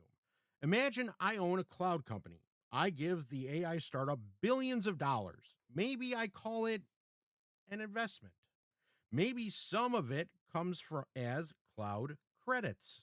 Maybe it comes through a strategic partnership. Maybe the contract says the startup has to use my infrastructure. Then the startup uses that money to buy my cloud services. I record that usage as revenue. Later, the startup raises money as a higher valuation. And because I own part of it, I may be able to mark up the value of my stake. Now, my cloud revenue looks stronger. My earnings may look stronger. My stock price rises. My weight inside the NASDAQ or S&P, guess what? It rises. And passive funds buy more of my stock because the index says so. Then financial media looks into the camera and says, bobblehead, bobblehead, bobblehead. Demand is incredible. Bobblehead, bobblehead. Yes, incredible indeed. I watered my own plant, sold myself the fruit, appraised the orchard higher, and told the public it was miracle harvest. Please clap. That is why this section matters. The issue is not whether the dollar of AI revenue is fake. That would be sloppy. The sloppy arguments are easy for Wall Street to knock down. The stronger, sharper, harder to dismiss argument is this. A significant portion of AI cloud revenue may be financially recycled demand created inside a tight circle of big tech companies, AI startups, strategic investments, cloud commitments, and private valuation markups. The revenue may be real under accounting rules, but the economic quality of that revenue is the question. A truly independent customer pays you from its own profitable business. A financially dependent startup pays you with capital raises from you, your partners, or the same institutional ecosystem that benefits from the transaction. Those are not the same thing. Wall Street wants regular people to treat them as the same because both can show up as revenue, but one is demand and the other may be a money boomerang. The data makes the concern impossible to ignore. Reuters reported, citing the information that Anthropic committed to spend $200 billion over 5 years on Google Cloud services and chips. That same report said contracts involving Anthropic and OpenAI now account for more than half of the roughly $2 trillion backed 2 trillion backlogged across major cloud providers such as Amazon Web Services, Microsoft Azure, and Google Cloud. It also reports that Anthropic Google agreement accounts for more than 40% of Google's cloud revenue backlog. Read that again. That somehow Anthropic and OpenAI now account for more than half of the roughly $2 trillion backlog across major cloud providers such as Amazon Web Services, Microsoft Azure, and Google Cloud. That the Anthropic and Google agreement accounts for more than 40% of Google Cloud's revenue backlog? Holy shit. More than half of roughly $2 trillion cloud backlog across major providers is reportedly tied to 2 private AI startups, not thousands of profitable companies across the industry, not a diversified ocean of customers, 2. And I'm saying 2. 1 + 1 = 2, not fish, like math. 2 private AI giants, OpenAI and Anthropic. So when the market screams cloud backlog is booming, the follow-up question should be booming from whom? Funded by whom? And payable from what actual cash profit? That's the key issue. Backlog is not the same as money in the bank.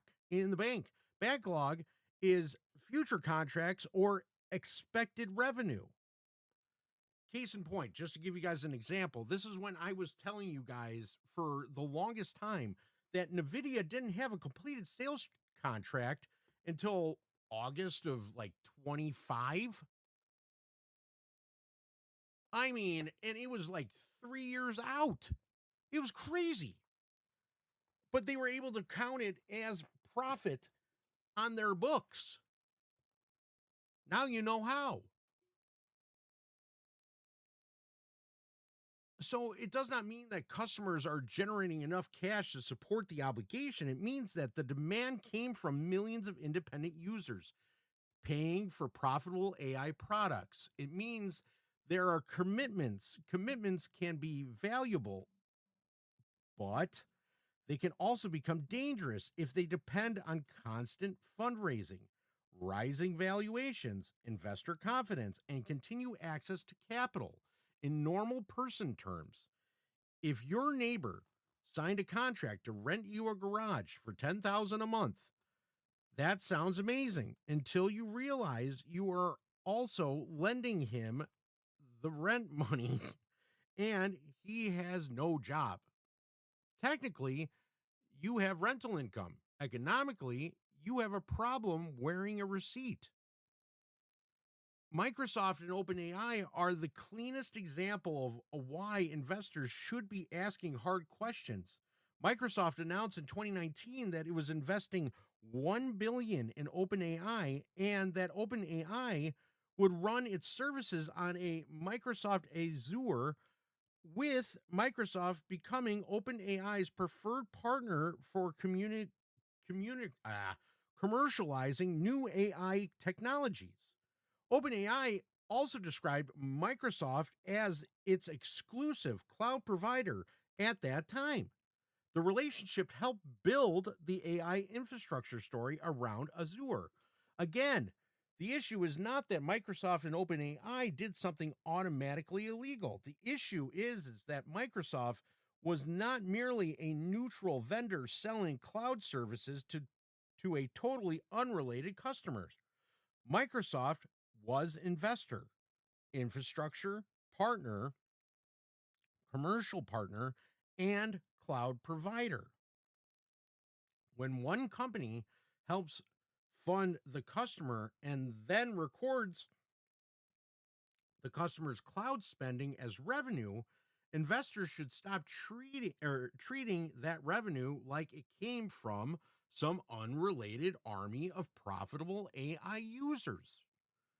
Anthropic shows the same pattern through another door. AP reported that Anthropic committed more than $100 billion to Amazon's AWS cloud service over a 10 years, while Amazon would invest $5 billion immediately and could invest up to $20 billion more on top of its prior $8 billion stake in Anthropic. Translation: Amazon invests in Anthropic. Anthropic commits huge spending back to AWS.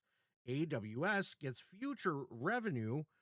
Amazon keeps investment upside, and the market gets another gorgeous AI growth narrative wrapped in silicon and optimism.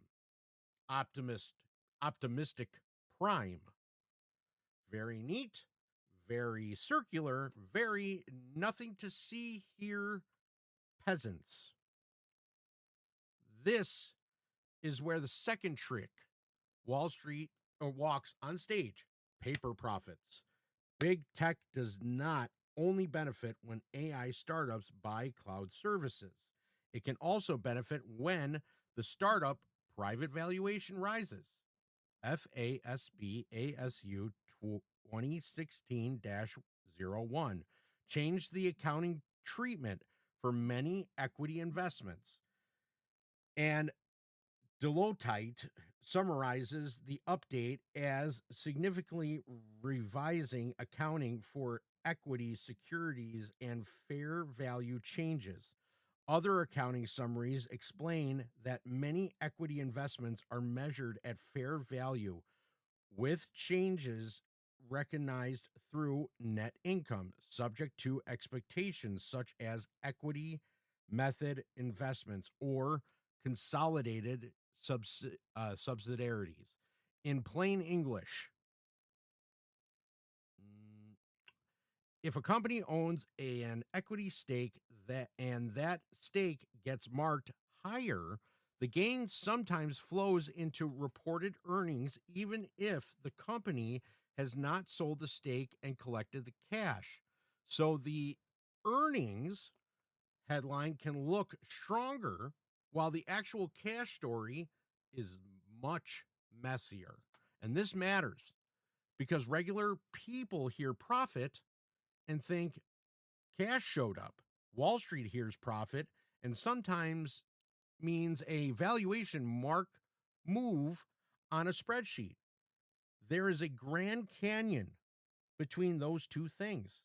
If a big tech company invests in AI startups, the startup spends heavily on the company cloud. The startup valuation rises because investors believe AI is the future, and the big tech companies mark up its stakes. Then you can get revenues and earning strength from the same loop. Meanwhile, the real world cost of AI build out is massive. Data centers, power, chips, cooling, land, networking, debt, and capital expenditures. The cash goes out the door to build the infrastructure while the earnings story gets dressed up with revenue growth and paper gains. That is how a company can look amazing on TV while the cash flow statement quietly asks if anyone brought a fire extinguisher. And let's be clear, cloud revenue from AI startups is not automatically worthless.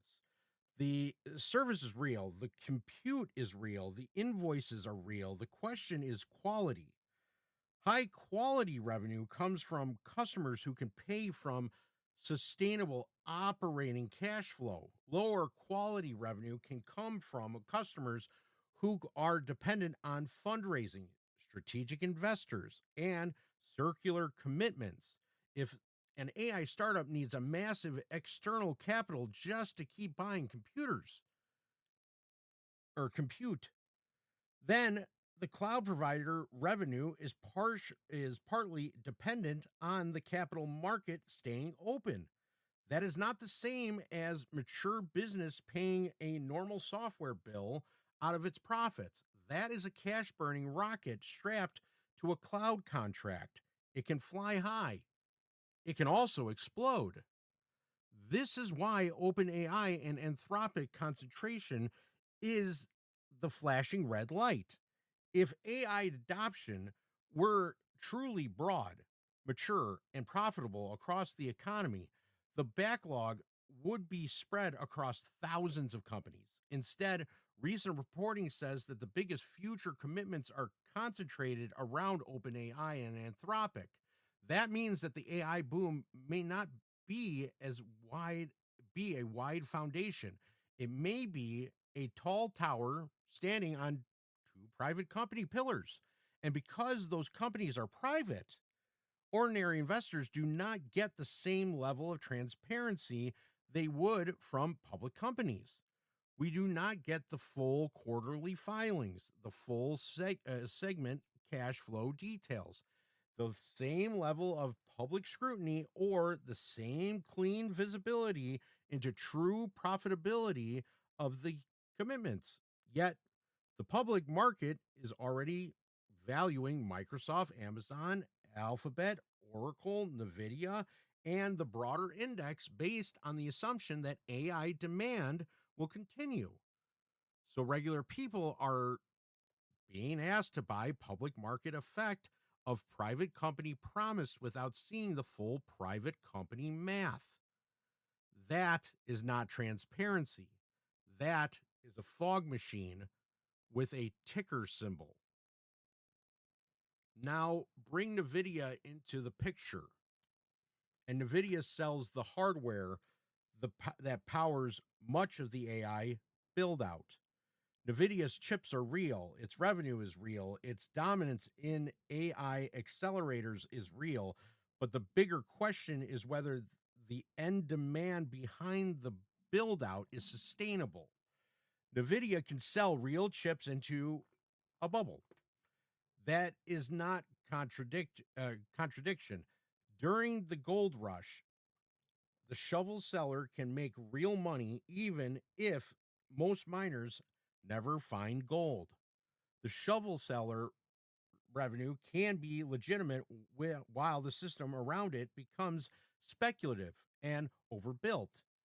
Its cloud companies are ordering massive AI infrastructures because OpenAI, Anthropic, and other startups have signed huge commitments, and those startups are funded by the same corporate financial ecosystem booking the revenue. Then NVIDIA demand chain is connected to the same circular structure. NVIDIA may be the strongest company in the loop, but the loop can still be fragile. The passive index angle is where this becomes dangerous for regular people.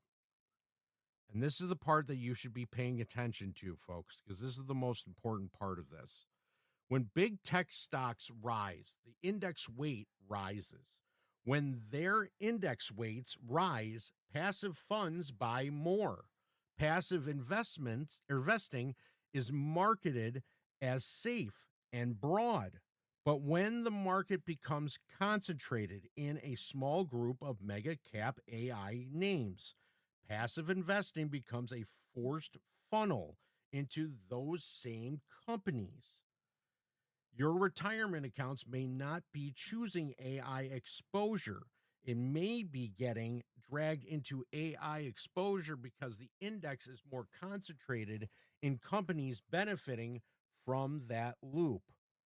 This is how Wall Street launders a concentrated risk through the word diversification. So congratulations. You bought a whole market, which increasingly means you bought the same handful of mega cap AI stocks wearing different hats.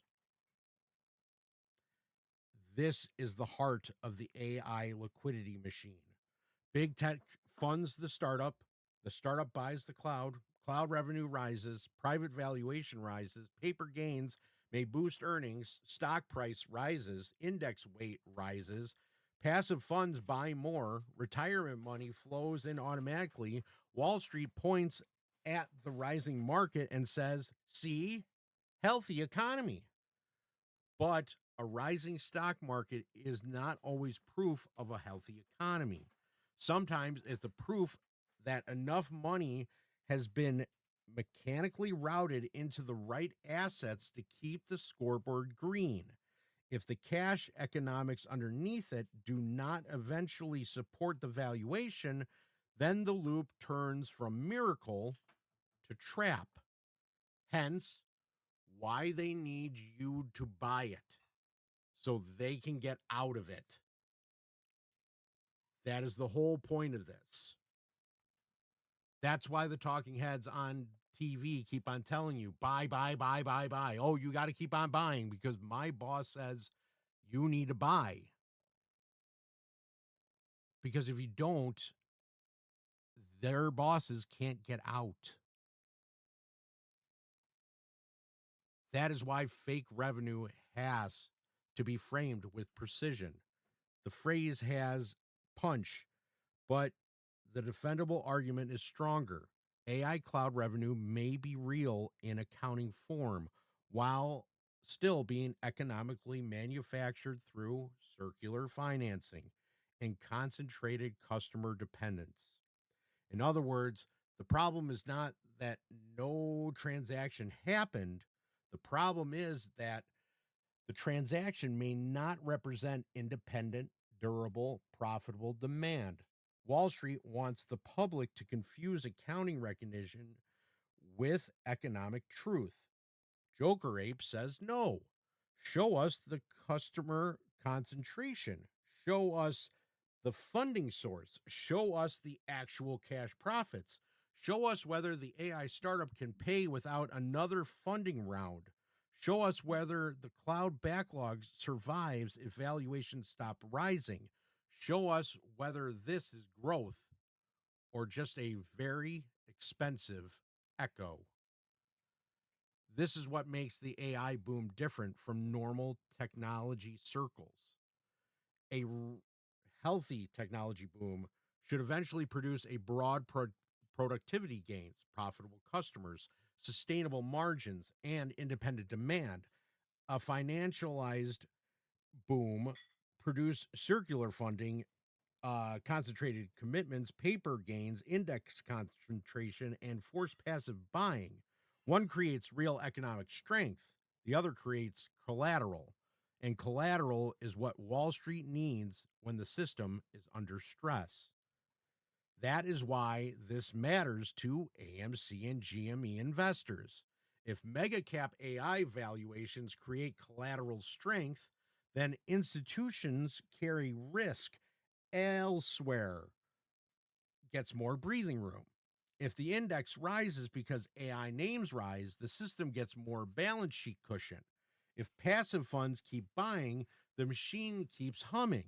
The question becomes, is AI making the economy stronger, or is AI being used to make institutional collateral look stronger?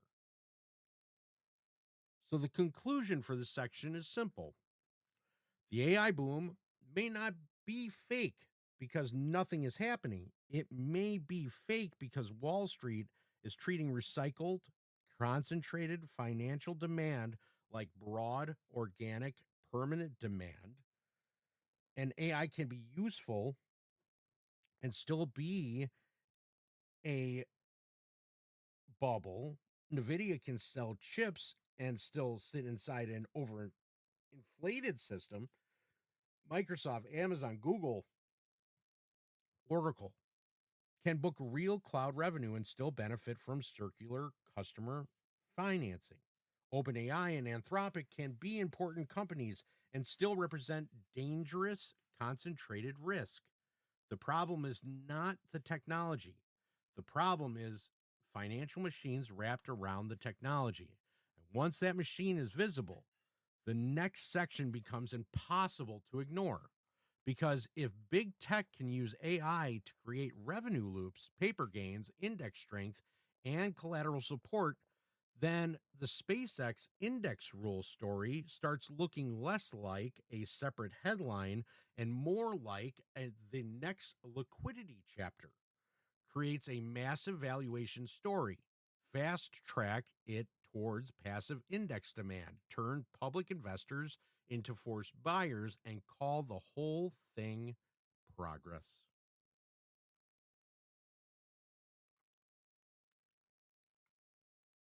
Paper profits and the 2016 accounting rule. Welcome to the earning funhouse, where profits show up before the cash does. Earnings funhouse. Ha ha ha ha ha ha. Look at that. Step right up, folks. No cash, no problem. We have profit. Look at the mark-to-market roller coaster. Whee! Don't you love these title cartoons, Matt? These are awesome. I don't even know how I made them. But the second part of the AI bubble is not just cloud revenue. That was only the first magic trick. The second magic trick is paper profits. And this is where the AI boom starts looking like an earnings funhouse built on accountants, bankers, and Silicon Valley hype merchants who all discovered the same beautiful loophole. If the value of an AI startup gets marked higher, big tech can may be able to show that gain in reported earnings, even if nobody sold the stake and no real cash profit showed up. Who'd have thunk? In normal person language, this is like telling your friend you made money because Zillow says your house is worth more, even though you did not sell the house, you did not receive a check, and still have to pay the mortgage, taxes, insurance, repairs, and electric bill.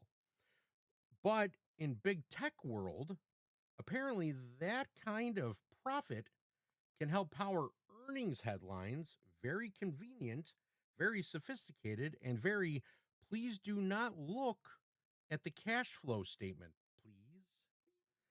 The accounting rule at the center of this is FASB ASU 2016-01, the financial accounting standard. Broad change how many equity investments are measured and reported. Deloitte summarized ASU 2016-01 as significantly revising accounting for the classification and measurement of financial instruments, including equity securities. The basic point is that many equity investments are measured at fair value, with changes in fair value recognized through net income, subject to important exemptions such as consolidated subsidiaries or equity method investments. That sounds boring because accounting rules are written in language designed to tranquilize the public. But translated into English, if a company owns an investment and that investment gets valued higher, the company may be able to recognize the increase as income, even if it has not sold the investment for cash. That matters because the AI boom is not only producing cloud spending, it is producing valuation marks. Big tech invests in AI startup. The AI startup signs massive cloud or compute commitments. Investors assign the startup a higher private valuation in the next funding round. Big tech becomes its own stake, may be able to mark up the investment. The earnings report suddenly looks stronger. Analysts talk about profit growth and bobble, bobble, bobble. The stock rises, index funds buy more because the company market cap and index weight rises, and the public is told this is proof of economic strength. How adorable. The same circle that created the cloud demand can also create the paper gain. And then Wall Street acts surprised when regular people call it circular. Apparently, if you put enough footnotes around the loop, it becomes innovation. The Anthropic example is exactly why this section matters. Fortune reported that Amazon said its $8 billion investment in Anthropic was worth more than $70 billion. And that the markup was triggered by Anthropic's Series G funding round and conversion of some Amazon convertible notes into a preferred stock. Fortune also reported that Google and Amazon blowout AI-related profits were heavily shaped by their unsold Anthropic stakes. That is the key phrase. Unsold stakes. Not cash in the door from selling the investment, not operating profit from delivering products to millions of independent customers, a valuation markup of an investment that was still being held. Amazon's numbers make the issue more obvious. The Next Web reported that Amazon's Q1 of 2026 net income was $30.3 billion, but $16.8 billion of pre-tax profit came from a mark-to-market gain on its Anthropic investment, while Amazon's free cash flow collapsed 95% to $1.2 billion as capital expenditures hit $44.2 billion. Business Insider also pointed to Amazon's $16.8 billion gain on its Anthropic investment as a major boost to net income for the quarter. So let's translate that for people who do not speak Wall Street. Amazon could report massive profit strength partly because the value of an AI investment was marked up while the company was also spending enormous real cash to build AI infrastructures that the story depends on. That is not automatically fraud, but it's absolutely a reason to separate paper earnings from cash reality. This is where the average person gets tricked. When people hear profit, they think the business sold something, collected money, paid its bills, and had cash left over. That is what profit means at a diner, a construction company, a mechanic shop, or a family business. But in a public company accounting, reported net income can include non-cash gains, valuation adjustments, and investment markups. So a company can look stronger on an earnings headline while the real cash needs are exploding. An AI infrastructure is not cheap. It requires chips, servers, land, data centers, power contracts, cooling systems, network hardware, debt financing, and constant upgrades. The AI boom is burning real cash in the physical world while also generating spreadsheet profits in the accounting world. One requires power plants, the other requires a valid valuation round. Guess which one Wall Street puts in the headline? So while you're seeing all these, news clippings or reports on Twitter, for example, or X, whatever you want to call it, that are saying that, oh, look at Uber. Uber hired all these or fired all these human workers and now hired AI to do most of its customer service, work. And what happened? They are spending massive amounts of money more than what an actual human would provide. And it's more expensive than a human worker. That is the problem. This is the danger. Paper profits can make the system look healthier than it is. If an AI startup valuation rises, big tech stakes rise. If big tech stakes rise, earnings may rise. If earnings rise, the stock rises. If the stock rises, the index rises. If the index rises, passive funds buy more. If passive funds buy more, the stock gets more support. Then the startup's next valuation can't be justified partly by the strength of the ecosystem around it, and around we go. Big tech funds the startup. The startup buys the cloud. Big tech books revenue. The startup valuation rises. Big tech books paper gains. Report earnings rise. Stock price rises. Passive funds rise. Buy more. And the market gets to pretend the loop is a straight line. This is not just an accounting footnote. This is how the AI boom becomes a market-wide liquidity machine. And the most important distinction is this: cash profits and paper profits are not the same animal. Cash profits mean money actually came in and can be used as paper debt. Fund operations, buy back stock, pay dividends, or survive a downturn. Paper profits mean an asset was marked higher. Paper profits can disappear if the valuation drops. If Anthropic and OpenAI or any major AI startup gets revalued lower, the same accounting logic that helped earnings on the way up can hurt earnings on the way down. That is the part of the hype machine never says out loud. Mark to market is cute. When the market marks up, it becomes a meat grinder when the market marks down. Suddenly, yesterday, AI profit miracle becomes tomorrow's non-cash accounting headwind. Don't worry, they'll say.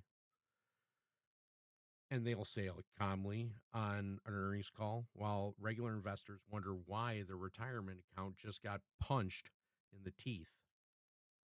This is why the 2016 accounting rule is so important to this report. The rule was not created specifically for AI. It was a part of the broader change in financial instrument accounting. But today, it may be helping big tech turn private AI valuations increases into public earning strength. That is the uncomfortable part. The rule designed for accounting conspiracy can become a fuel line for a bubble psychology. When private AI valuations are rising fast and big tech owns a large stake in those companies, the accounting may be legal. The filing may disclose it. The auditors may sign off, but legal does not automatically mean economically clean. It just means that the machine found a way to operate inside the rules. Wall Street loves that kind of thing. It is profitable, legalish, and buried deep enough in the footnotes. They call it market efficiency. Now compare that to the .com telecom era, because history already handed us a warning label.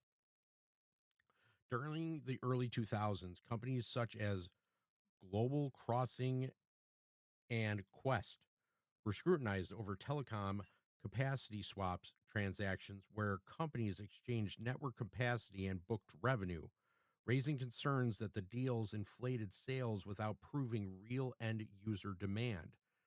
Congressional records on the Global Crossing of Quest capacity swaps hearings discussed concerns about whether those transactions were designed to boost revenues, and those records referenced Quest having to restate about $1.4 billion.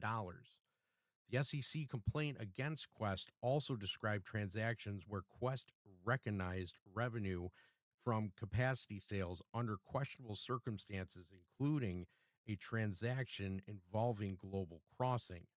The AI version is not identical. This is important for credibility. The .com swap involved telecom capacity transactions that regulators later scrutinized directly. Today's AI loop involves strategic investment, cloud commitments, private valuations, fair value accounting, and massive infrastructure build-outs. Different wrapper, different rule environment, different decade, same basic warning. Financially connected companies can create the appearance of explosive demand before there is proof the final customer can generate durable profits. In 2001, it was a fiber optic capacity. Today, it may be cloud compute, GPUs, data centers, and AI modeled training. Back then, everyone said the internet would change everything, and they were right. But many internet bubble valuations were still insane. Today's AI may change everything, and the valuations can still be insane. Technology can still be real, while the financial structure around it is a bubble. Both things can be true at the same time. But that is the piece Wall Street hates because it ruins the sales pitch. They want the public to believe that if the technology is real, the valuation must be justified. No. A real technology can still be overbuilt. A real company can still have low quality earnings. A real cloud contract can still depend on circular financing. A real investment gain can still be paper. A real index rally can still be driven by concentrated flows. The issue is not whether AI exists. The issue is whether the profits being reported are backed by substantial cash flow or inflated by accounting markets and capital market enthusiasm. And this matters for the broader liquidity control thesis because earnings are collateral fuel. Strong earnings support stock prices. Higher stock prices support index value. Higher index value supports passive inflows. Higher market caps strengthen institutional balance sheets. Wink, wink, nudge, nudge. I'll read that again. Higher market caps strengthen institutional balance sheets. Wink, wink, nudge, nudge. Stronger collateral gives banks, hedge funds, market makers, and prime brokers more breathing room. If there is stress elsewhere in the market, including short exposure, swap exposure, securities lending obligations, or hidden leverage connected to names like, oh, I don't know, AMC and GME, then rising mega cap collateral can be institutions delayed, managed, or suppressed that pressure. That does not prove every connection, but it explains the incentive. In the leverage system, paper gains are not just accounting declarations, they can become oxygen. So the warning is simple. The AI boom may be given the market two illusions at once.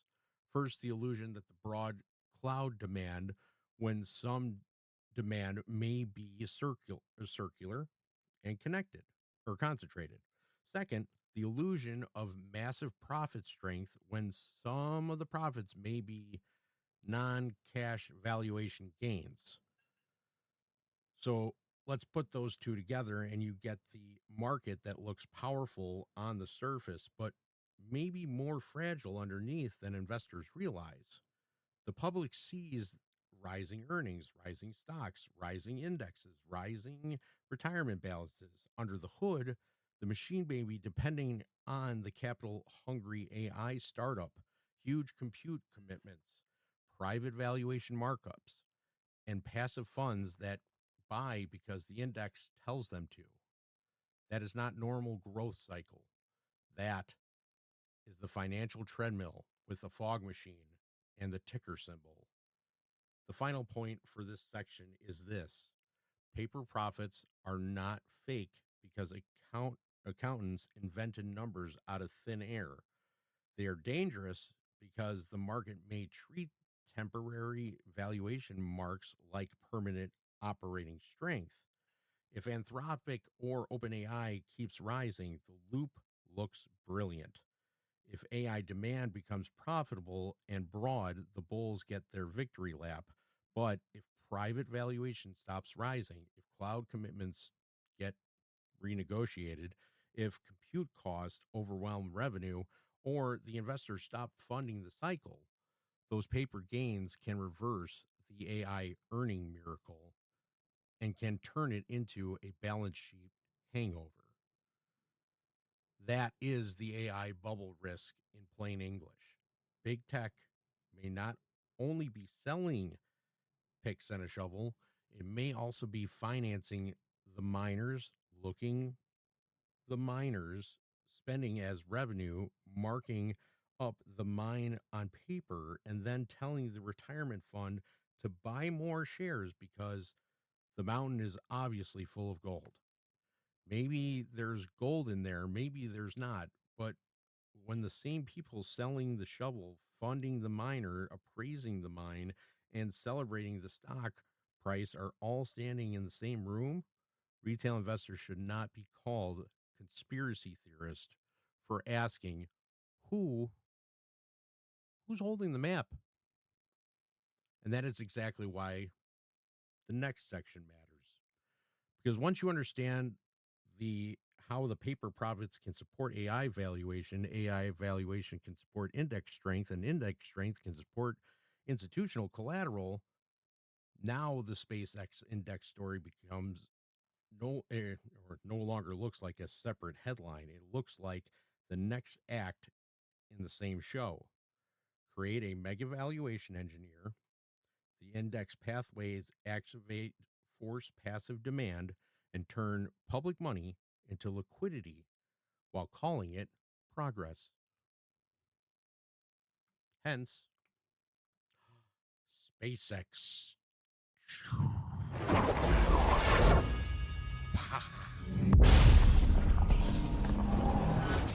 And the index rule magic show. Apparently, profitability matters until the rocket is big enough. That's a lot of crap.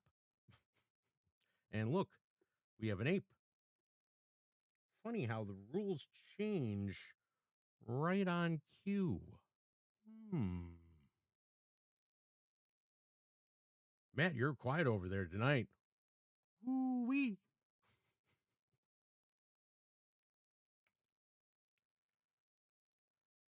Is Matt learning? Or is he just napping? Oh, Grandpa Matt. The SpaceX. Here, I was about to say, was it nap time or was it you were learning? Oh, okay. I was about to say, I'm like, no injections, no nothing. I was just like, I thought you would be this would be a perfect cue for you.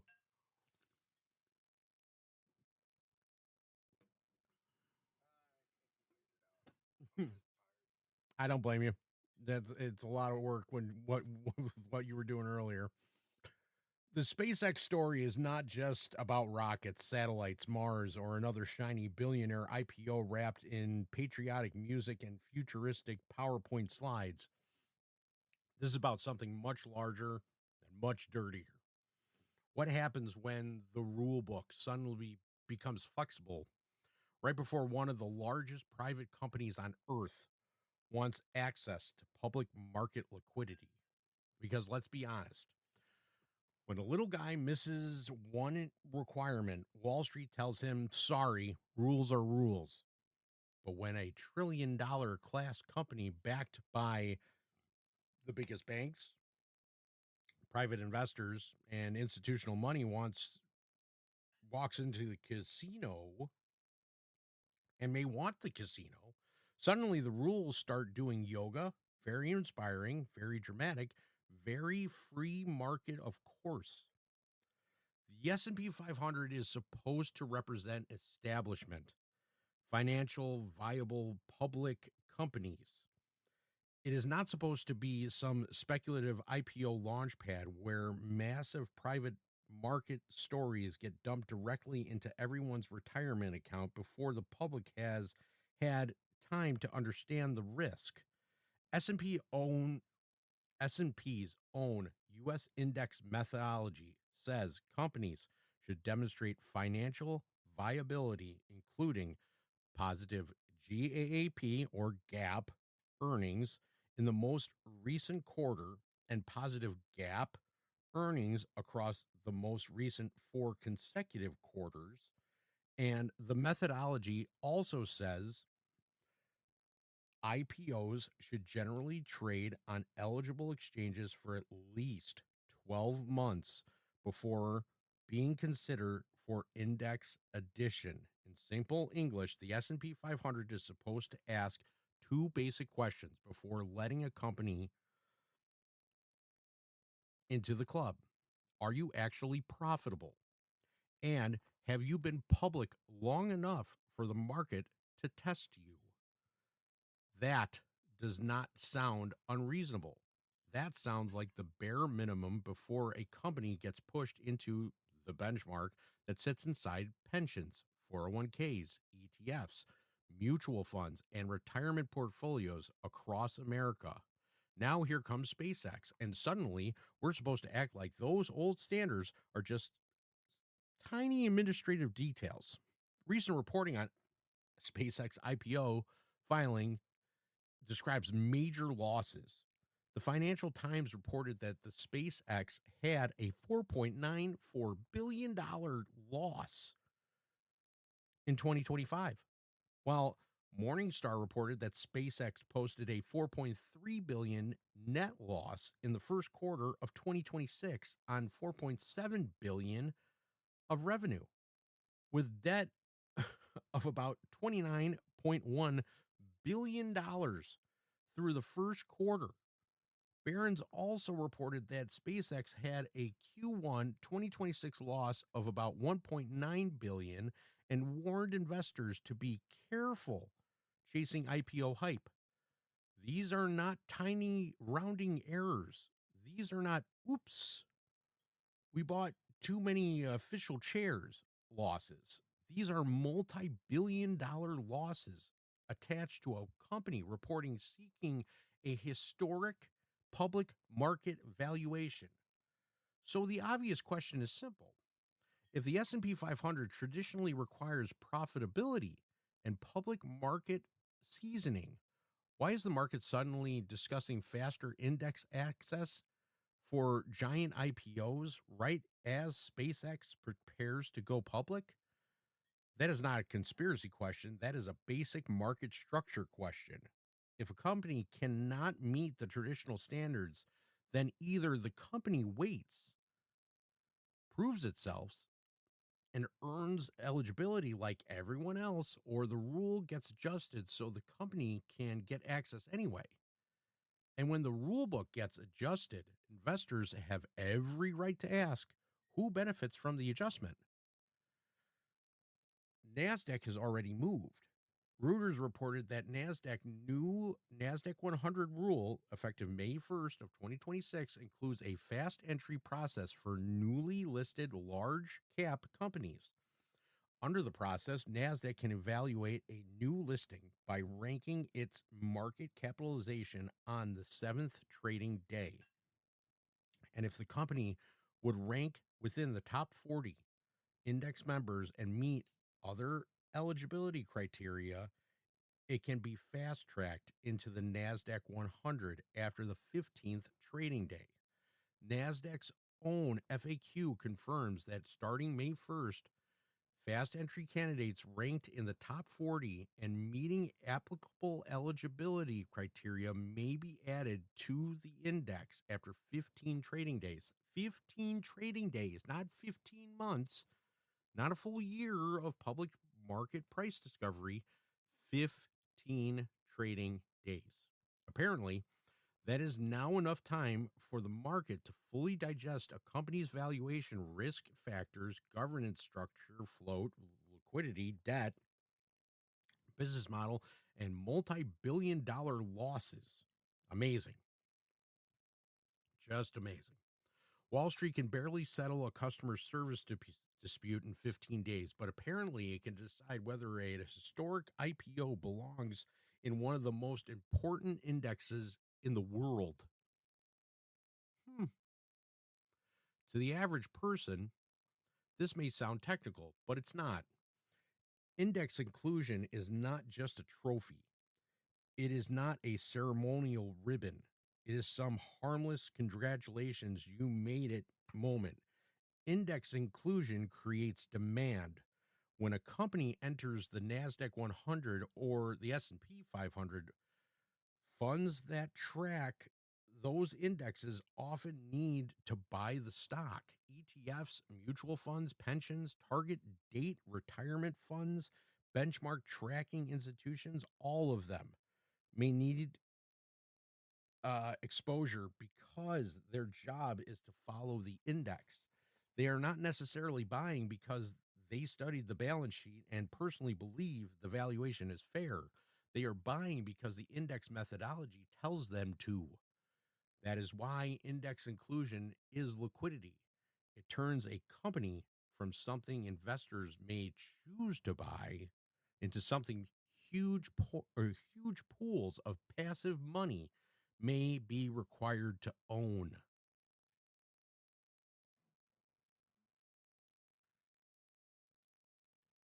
And that is the heart of SpaceX problem. Ta-da! Profitability. We don't need that. Where we're going. Losses today, index inclusion tomorrow.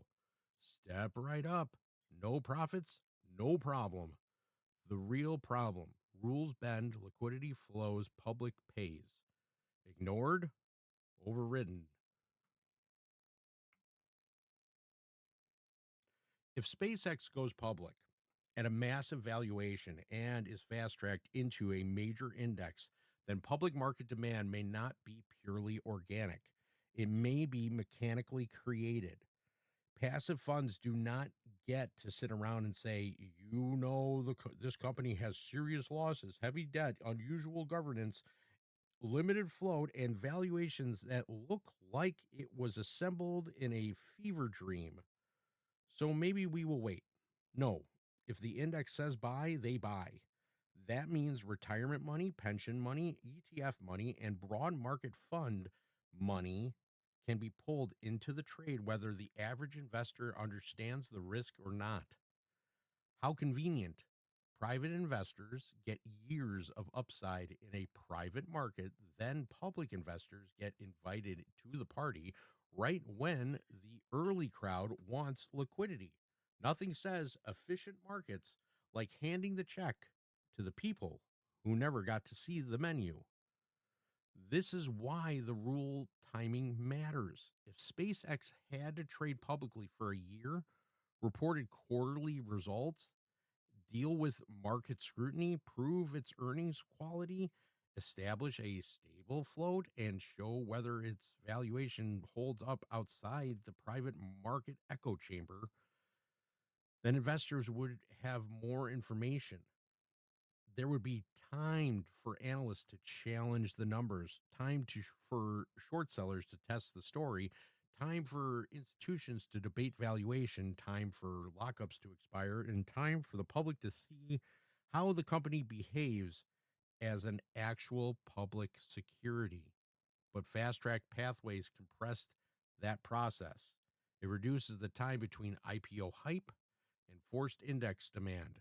And when that happens, the index becomes less like a neutral benchmark and more like a liquidity hose pointed directly at the newly public company. SpaceX governance structure makes the issue even more serious.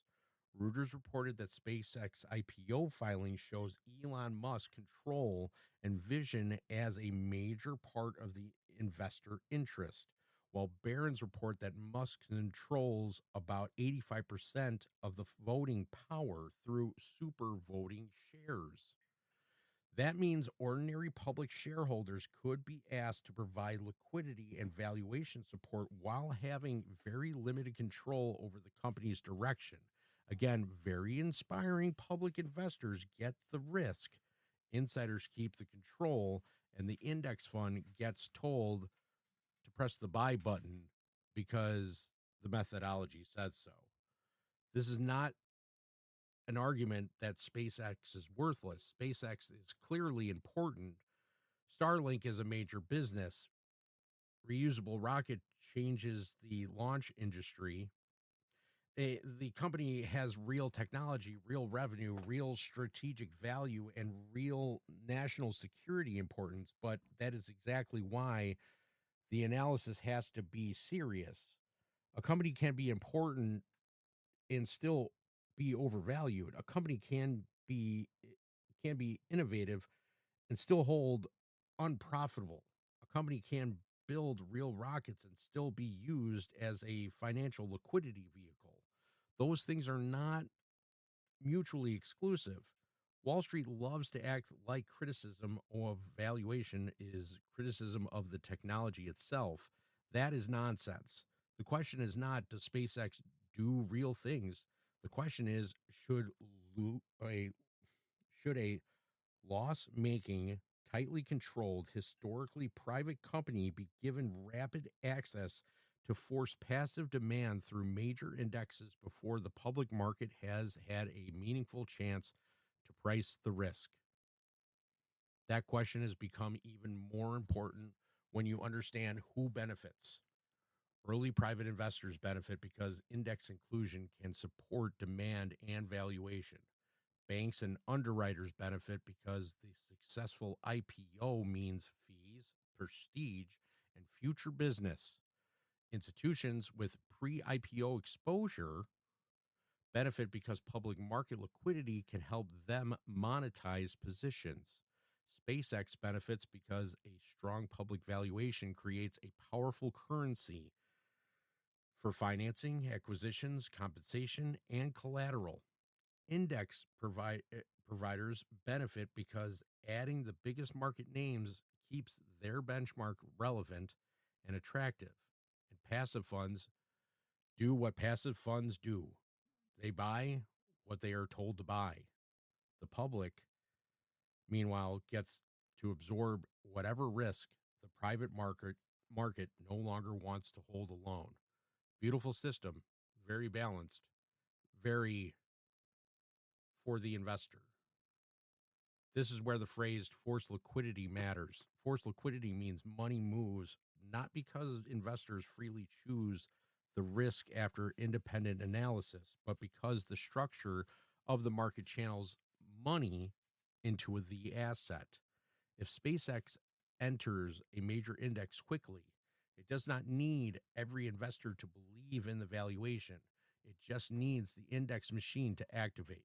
Once that happens, buying pressure can arrive from products that are designed to track, not think. That's the entire point. Passive funds are powerful because they are automatic. But the same automatic behavior can become dangerous when the index itself is used to funnel public money into assets that would otherwise need more time to prove themselves.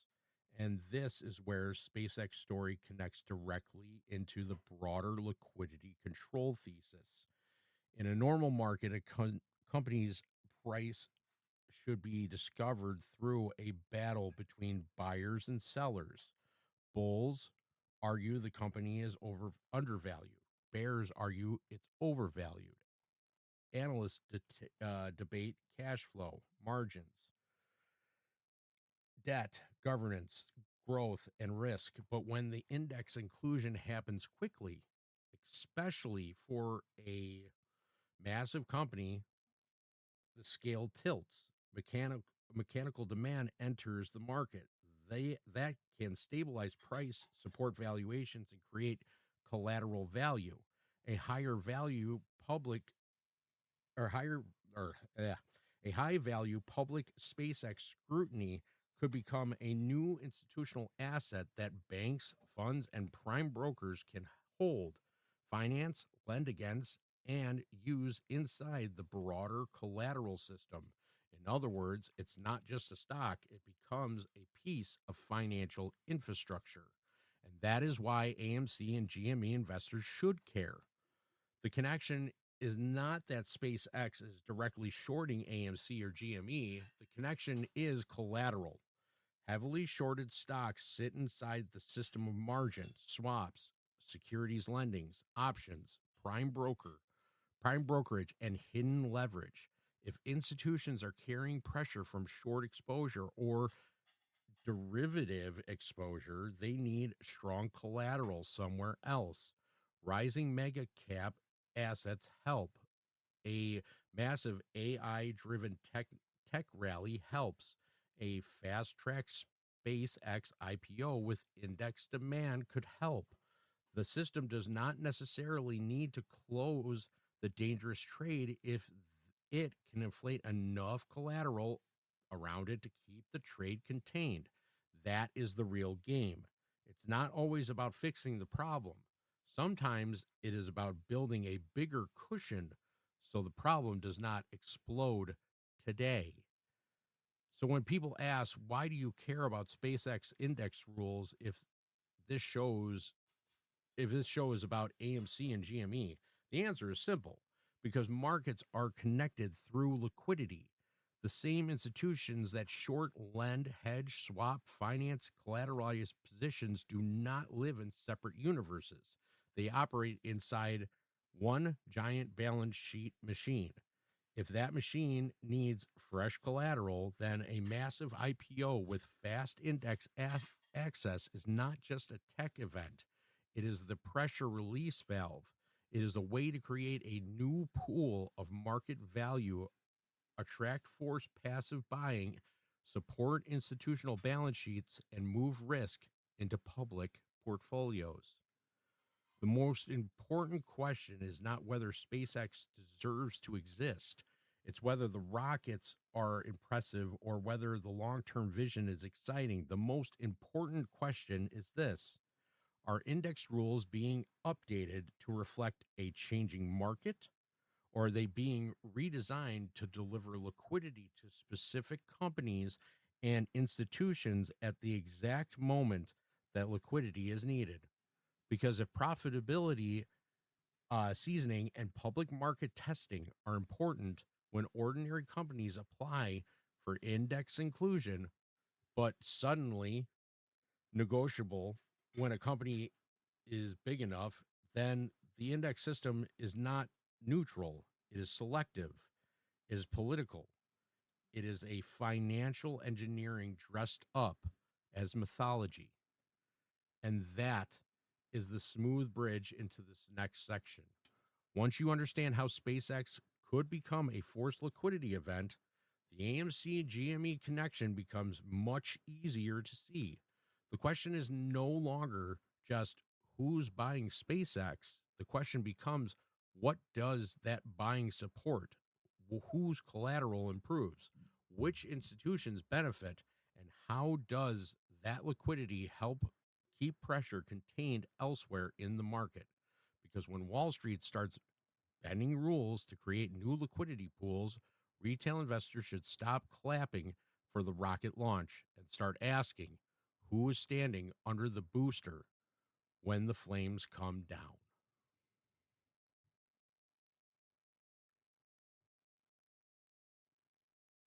AMC, GME, and the collateral circus. Because apparently the best way to fix a short problem is to inflate everything else. AI hype, mega cap, space IPO, passive flows, index funds, retirement money, paper profits, more short pressure.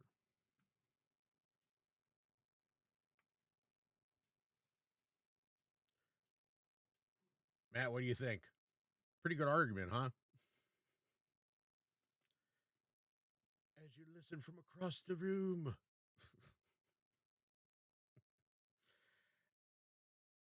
AMC and GME are not just meme stocks. That label was always too cute, too dismissive, and too convenient. Meme stocks is what Wall Street calls a stock when retail investors notice something the suits would rather keep buried under a mountain of acronyms, settlement rules, dark pools, derivatives, and nothing to see here press releases. AMC and GME matter because they expose the plumbing. They showed average investors that the stock market is not just a clean little scoreboard where buyers and sellers meet fairly, prices move naturally, and everyone plays by the same rules. No, the market is a machine, and behind that machine are short selling, securities lending, options hedging, swaps, failed to delivers, prime brokers, margin requirements, and off-exchange trading and collateral change so long they make a CVS receipt look humble. The direct connection between AI, SpaceX, AMC, and GME is not that NVIDIA or SpaceX are sitting in a room personally pressing the short AMC button or the short GME button. That would be too simple. And Wall Street does not like simple crime movie plots. The connection is collateral. Collateral is the financial system safety blanket, oxygen tank, and backstage pass all rolled into one. When hedge funds borrow, short hedge swaps, or leverage themselves into positions, they need assets to support those trades. Banks and prime brokers do not just say, sure, go gamble with billions and we trust your vibes. They demand collateral. If the value of that collateral drops, margin pressure rises. If margin pressure rises enough, positions can be forced to close. And if heavily shorted positions have to close while retail is still holding, well, suddenly the meme stocks become a very serious adult conversation. That is why collateral matters. A short position is not just a bet that a stock goes down. It is a trade connected to borrowed shares, positioning margin, managing risk, and maintaining relationships with brokers and lenders. FINRA explains that short interest data is collected from broker dealers and published for exchange listed and OTC equities, giving investors a public view of reported short positions. FINRA also says member firms report total short positions in customer and proprietary firm accounts on a bi-monthly basis. So yes, reported short interest exists, and yes, regulators track it. But let's not pretend the public data gives a full x-ray of every swap, derivative, hedge, securities lending claim chain, or offshore arrangement sitting behind a curtain. It gives us a window. Wall Street still owns the building, and the report numbers are not nothing. As of April 30th, Market Beat reported that AMC had 106.23 million shares sold short, equal to 17.43% of the total public float, with a days to cover ratio of about 3.2. GME reported 59.37 million shares sold short, equal to about 14.48% of the public float, and with days to cover ratio about 8.5.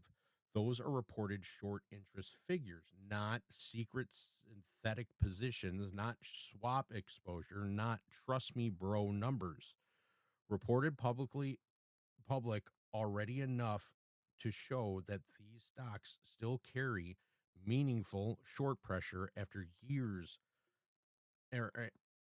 years after the 2021 event that Wall Street promised was over, solved, closed, boxed up, and buried next to every other temporary liquidity issue.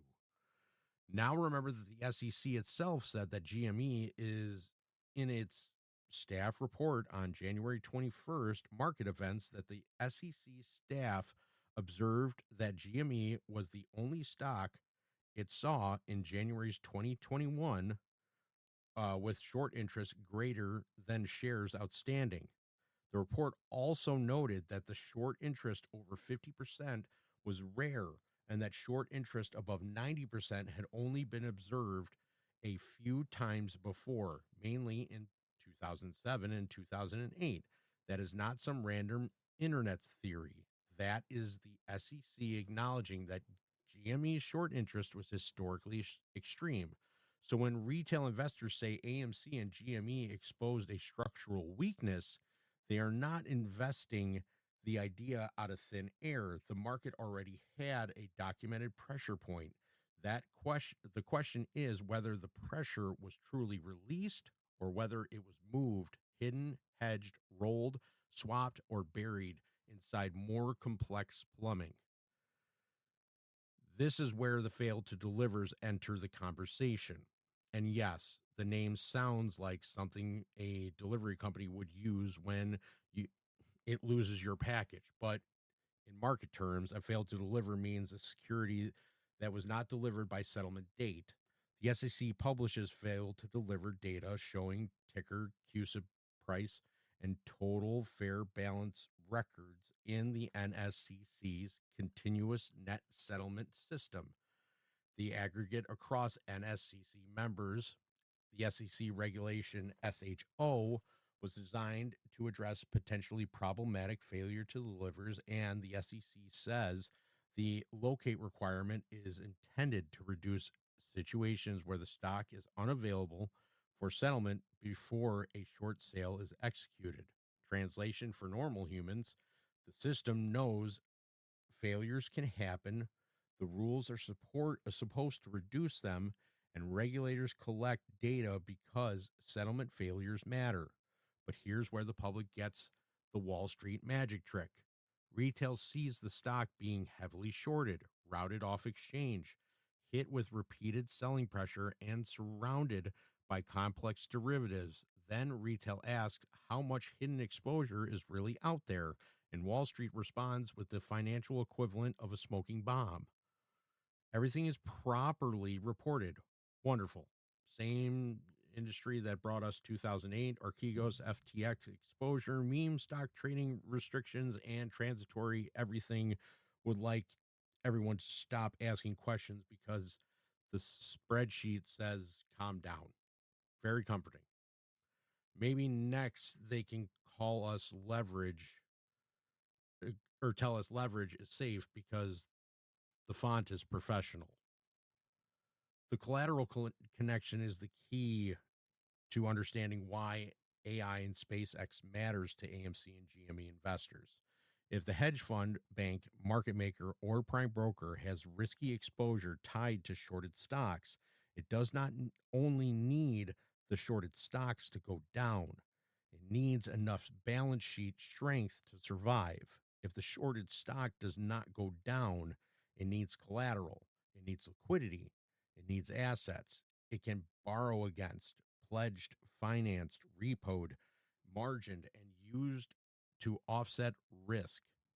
This is where rising mega cap technology stocks become extremely useful.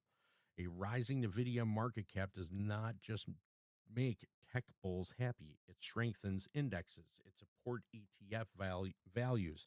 It improves collateral pools. It increases the value of assets that institutions can point to when lenders ask, are you good for it? In modern finance systems, a massive stock market rally is not just a celebration, it's a balance sheet medicine. That is why the AI boom is not just about AI. If big tech can create cloud revenue through circular relationships with AI startups, mark up private AI investments, lift reported earnings, and push mega cap stocks prices higher, then the system creates more collateral value. NVIDIA rises, Microsoft rises, Amazon rises, Google rises, Oracle rises, and the NASDAQ rises, the S&P rises, and passive funds keep buying because that's what passive funds are built to do. The higher those stocks go, the more collateral value exists in the system. And if there's hidden stresses everywhere or elsewhere, short exposure, swap exposure, securities lending obligations, option market risk, prime broker pressure, rising mega cap collateral can keep those stresses contained. In plain English, if one part of the house is on fire, Wall Street's solution may be to build a giant, shiny new room on the other side and tell the bank the property value is fine. This is where SpaceX becomes more important because a massive SpaceX IPO, especially one fast-tracked into a major index, could create a brand new high-value public asset. If index inclusions forces ETFs, pensions, retirement funds, and benchmark market or trackers to buy, then SpaceX could become a liquidity event almost immediately after listing. That matters because a large, heavily valued public company can become collateral. It can be financed because a large, heavily valued public company can become collateral. It can be financed. It can be lent against. It can support institutional balance sheets. It can become part of the same machine that uses market cap strength to absorb stress everywhere else. And if SpaceX gets fast index access despite reported losses or normal seasoning concerns, then retail investors have every right to ask whether the index system is reflecting value or manufacturing liquidity. Because once public money is forced into the trade, the risk does not stay with the private investor or insider. It spreads into everyone's 401k, pension, and safe diversified index fund. How generous of Wall Street to invite the public right when liquidity is needed. And this is where the AMC and GME connection. Institutions do not manage risk in isolated boxes. A hedge fund, short book, long book, swap book, option book, repo financing, securities lending relationship, and collateral agreements are all connected through the same balance sheet. If one position rises, then they have more cushion. If their collateral improves, they carry stress longer. If they can raise liquidity through IPOs, structured products, index flows, and mega cap valuations, they can delay force unwinds. That is why the question is not simply, are AMC and GME still shorted? The deeper question is, what financial machinery is being built to prevent short exposure from becoming uncontrollable?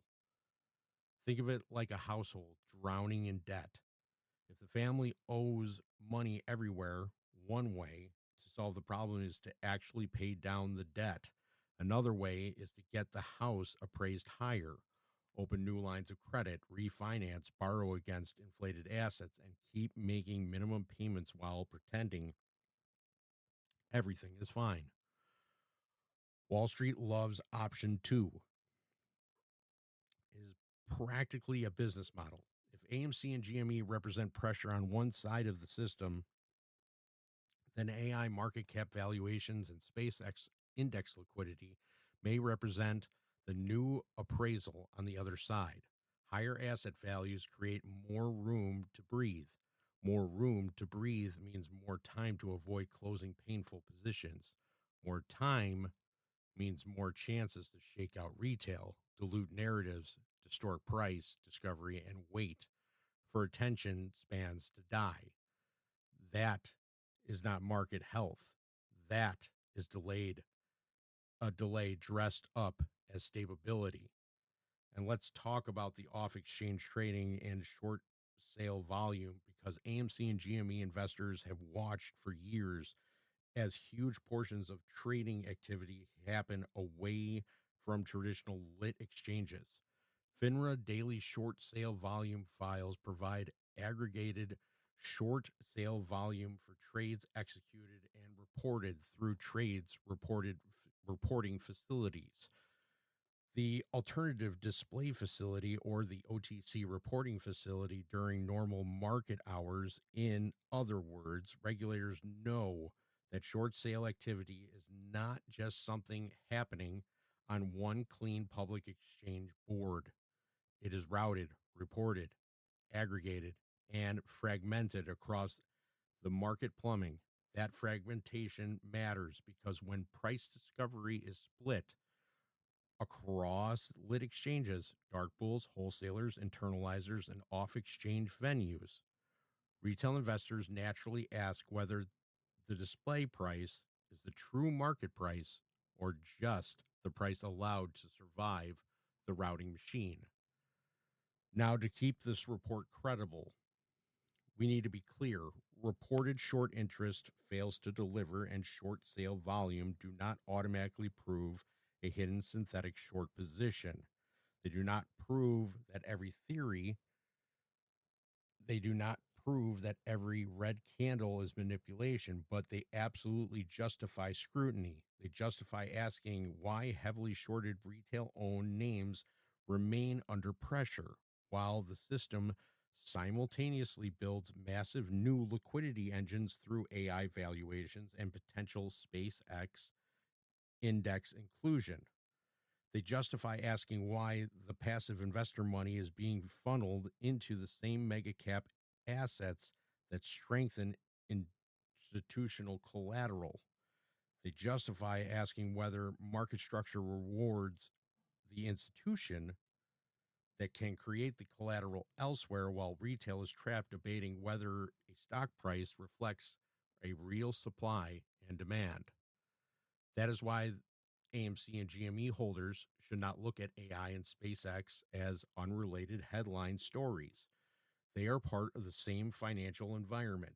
AI creates the story, NVIDIA supplies the hardware, big tech books the revenue, private AI valuations create paper gains, the index rises, passive funds buy, SpaceX potentially becomes the next giant index-backed liquidity vehicle, institutions gain collateral, banks gain financing opportunities, and hedge funds gain breathing room.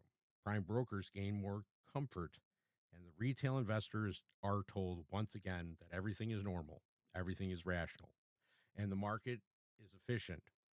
Sure. And the Titanic just needed more ice. The core thesis is this: the AI trade and fast-tracked SpaceX index inclusion may function as a liquidity release valve for financial systems, allowing institutions to create or preserve collateral value while suppressing pressure in heavily shorted equities. This is not a claim that the entire connection is already proven. It is the framework for investigation. The incentives are visible. Rating megacap collateral helps Wall Street. AI revenue helps big tech. Paper gains helped earnings. Index inclusions help new mega cap listings. Passive funds provide automatic demand.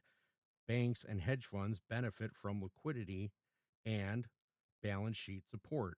Public investors absorb the risk.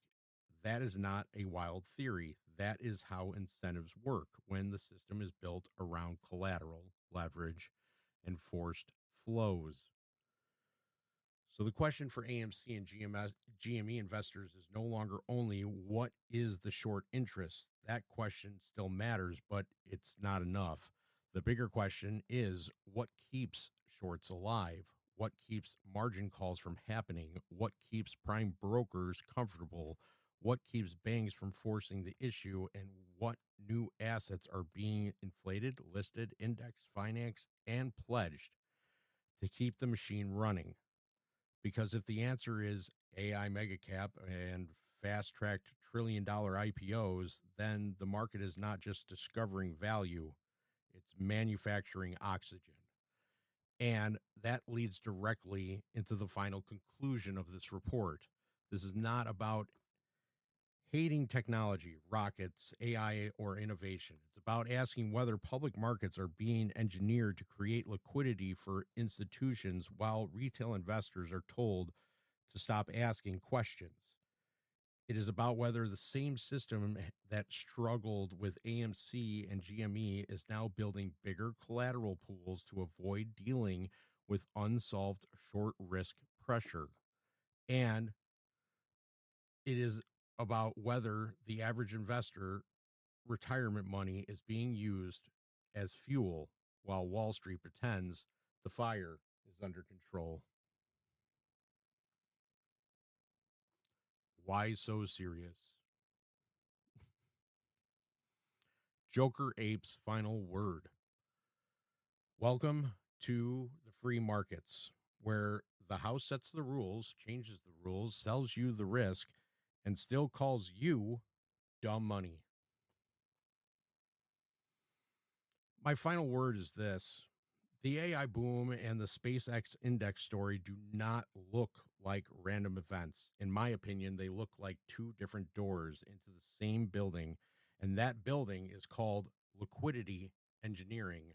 Not innovation, not free market price discovery, not invisible hand, more like invisible hand reaching into the public's retirement account while smiling for the cameras and saying, "This is for your own good." Cute, very patriotic, very efficient, very Wall Street. Let's strip this down so the average person can understand it without needing a financial degree. A Bloomberg terminal or a moral flexibility license from Goldman Sachs. The financial system runs on collateral. Collateral is what institutions use to borrow, leverage, short, hedge, roll risk, survive margin pressure, and keep the game going when the trade should have already blown up. When regular people get in trouble, the bank says, pay us. When Wall Street gets in trouble, the system says, let's create more liquidity. And that is where AI and SpaceX become important. They are not just technology stories. They may be collateral stories. In AI, big tech invests in AI startups. Those startups then spend huge amounts of money back on big tech cloud services. Big tech books that spending as cloud revenue. Then, when the AI startup gets valued higher in a new funding round, big tech may be able to mark up the value of its investments as shown in paper gain earnings under the accounting rules changing FASB ASU 2016-01. Many equity investments are generally measured at fair value, while changes recognized in net income subject to expectations in normal person language. If the investment gets marked up, the company may get to count that gain in earnings, even if it did not actually sell the stake and collected the cash. So yes, the magic trick is real enough to be accounting compliant with It's Wall Street favorite kind of magic trick, legal paperwork, questionable economics, and a press release with the word innovation sprinkled on top. That is why the AI boom deserves serious suspicion. The question isn't whether AI is useful. Of course, AI is useful. The question is whether the market is pricing AI like a real cash profit machine or like a giant financial echo chamber. If big tech funds the customer spends the money back with big tech. With big tech books the value, then marks up the investment, then stocks rise, then passive index funds buy more, then retirement accounts get dragged deeper into the trade. What and what exactly are we looking at? Economic growth or a self-licking ice cream cone with $1 trillion market cap? And this is where regular people should be furious because regular people do not get that treatment. Regular people and a regular person misses one car payment and gets buried in fees. A small business has one bad quarter and the bank tightens credit. A family gets crushed by inflation, rent, insurance, groceries, interest rates, medical bills, and taxes, and the system tells them to budget better. Meanwhile, big tech and Wall Street can build circular capital loops, count paper gains, inflate index values, and call it progress. So yes, in my opinion, people have every right to ask, how much longer are regular Americans supposed to suffer under the rule book while the financial elite get a different one printed on demand? Then comes SpaceX, and this one is almost too perfect. The S&P 500 is supposed to be a benchmark of major established financially viable public companies. S&P methodology says financial viability generally requires positive GAAP earnings in the most recent quarter and positive GAAP earnings over the most recent 4 consecutive quarters. That methodology also states that the IPOs should trade on an eligible exchange for at least 12 months before being considered for an S&P Composite 1500 with no IPO fast track entry allowed for those candidates. That is the old school idea. Prove yourself first, then join the club. Crazy concept, I know. But now suddenly a massive private company look towards public markets, the rule conversation changes. Investopedia reports that proposed S&P changes could allow hot mega IPOs to enter index funds sooner, including companies that do not meet the traditional financial viability standards requiring positive GAAP net income in the most recent quarter and over the most recent 4 quarters. So if a regular company is not profitable, sorry, rules are rules. But if a company is big enough, famous enough, institutionally important enough, and wrapped in enough rocket smoke, then suddenly everyone becomes very flexible. Amazing how flexible billionaires make the rule book. NASDAQ already moved in that direction. Reuters reported that NASDAQ's new rules, effective May 1st, allowed qualifying new listed large cap companies to assess around their 7th trading day and potentially added to the NASDAQ 100 by the 15th trading day if they rank in the top 40 by market value and meet eligibility criteria. 15 trading days, not a year, not 4 public reports, not enough time for the market to fully test governance, float, debt, balance sheet, insider lockups, or whether the valuation is smoke, mirrors, or actual cash flow. Just 15 trading days, and boom, welcome to the index machine. Now here's why that matters. Index inclusion is not just a trophy, is not a liquidity pipeline. The S&P 500 is not just a list, it is one of the most powerful capital direction tools in the world.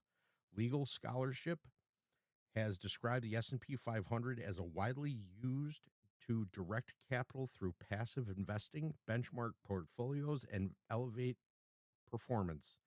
That means when a company gets into a major index, huge pools of money may have to buy it because that fund is designed to track the index. That is not independent investor conviction. That is mechanical demand.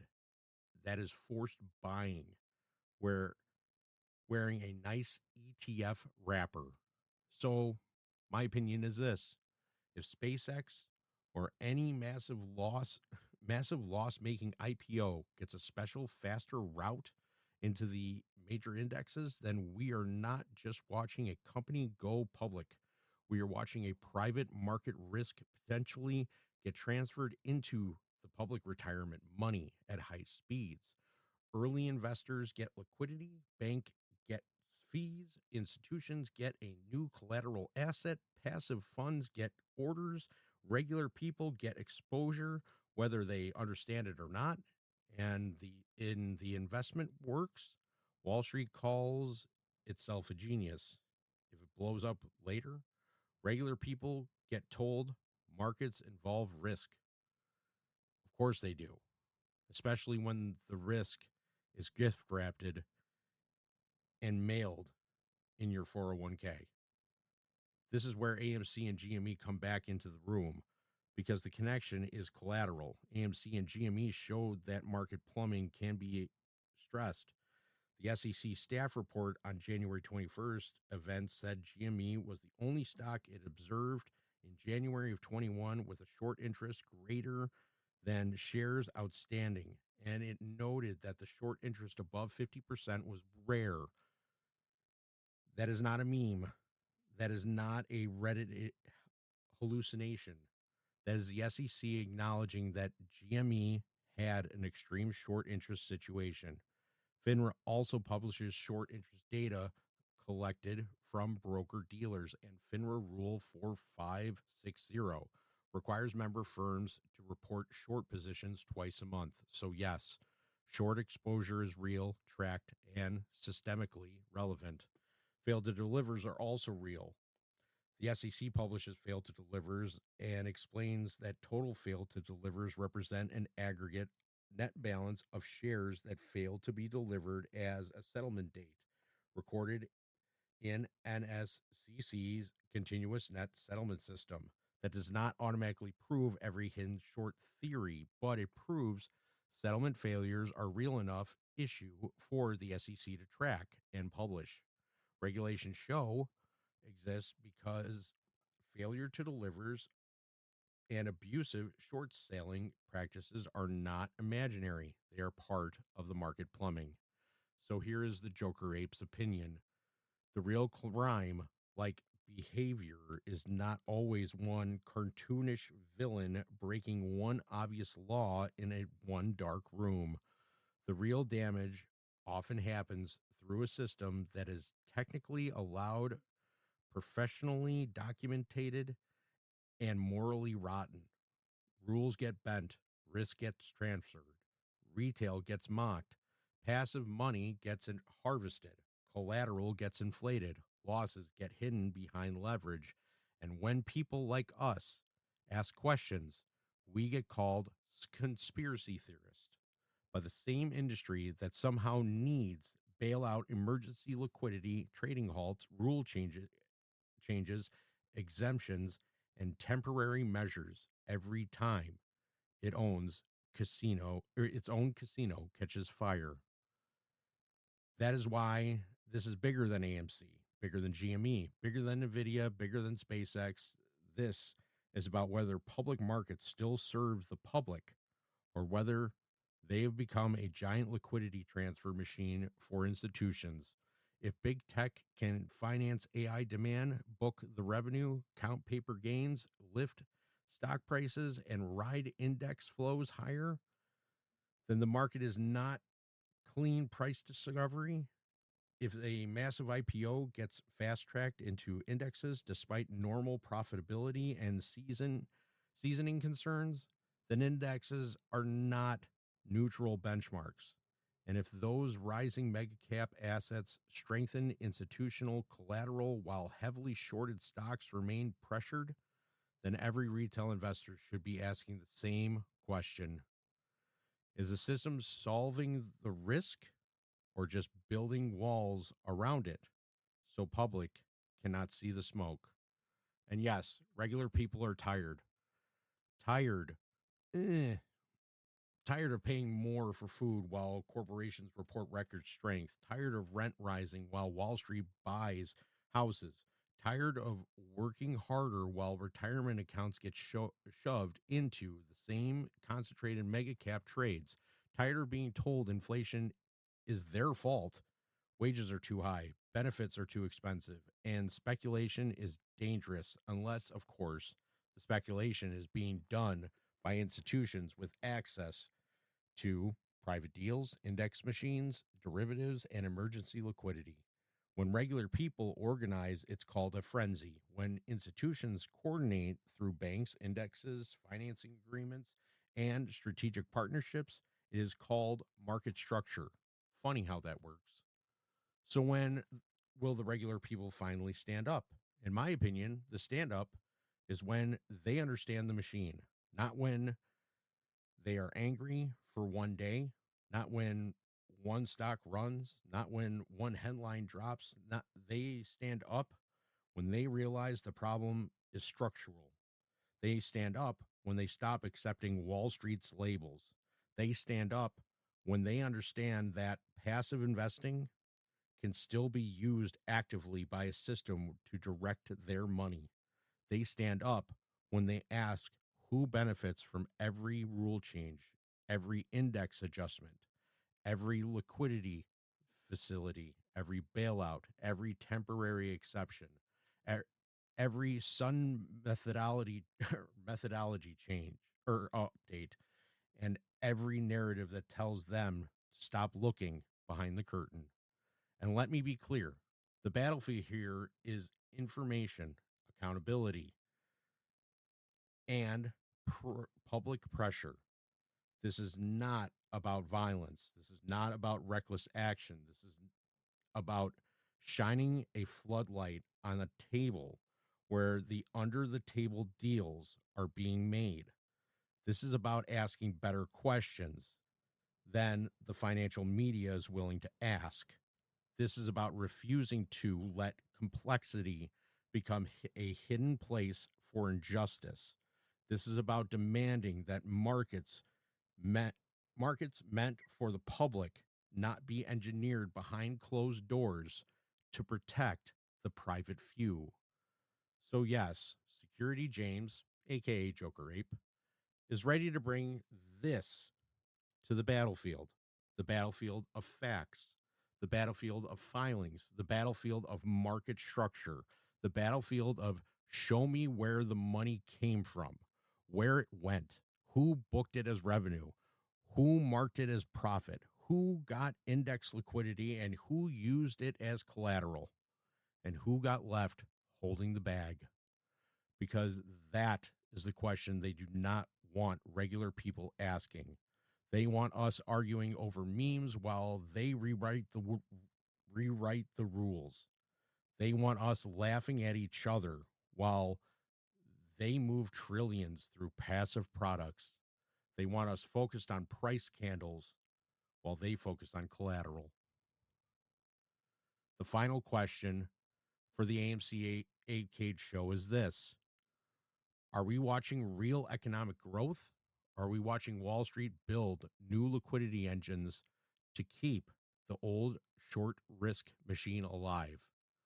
Because if the AI boom is being inflated by circular demand, if SpaceX is being positioned for a fast index liquidity, if passive funds are becoming forced buyers, and if institutional collateral is being strengthened while retail owned stocks remain under pressure, then this is not just a market story. This is a justice story.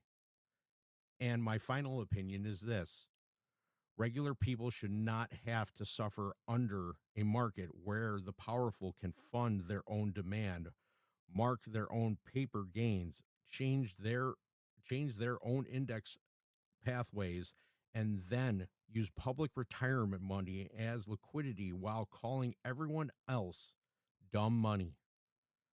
That is the insult. That is the grit.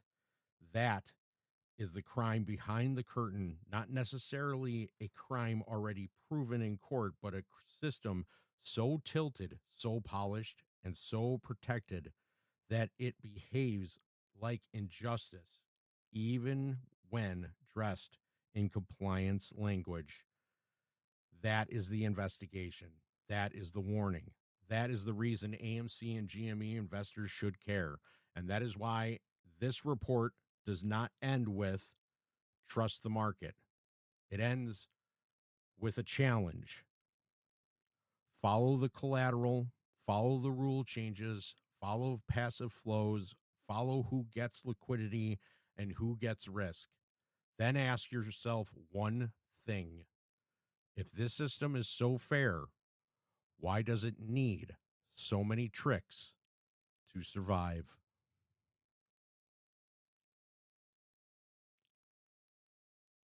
And with that, I hope you guys learned. If as you guys all know, if you guys ever need anything from me, don't hesitate to ask. I'll be more than happy to answer any questions that you guys may have. Matt, as always, thank you for joining me.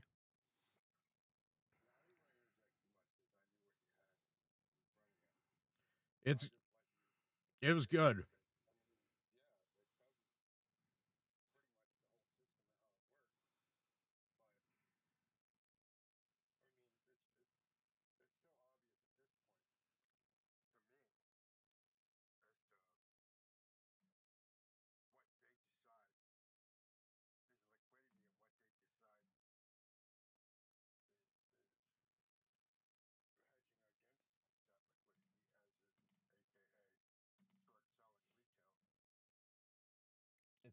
It's all on a dream.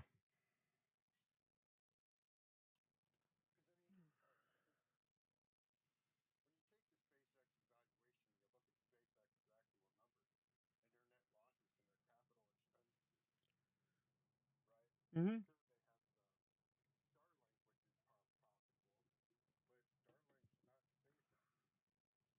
That's its own portion of SpaceX.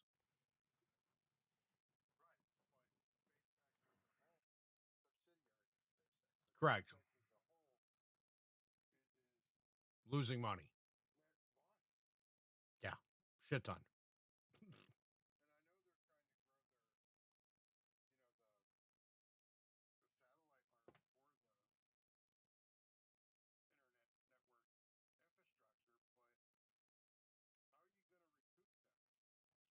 Uh,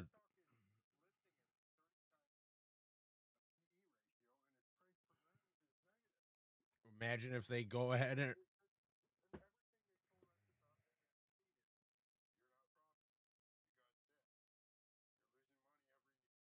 do you see with do you see the full of shit narrative? And on top of that, do you see the problem if they do merge Tesla and SpaceX together?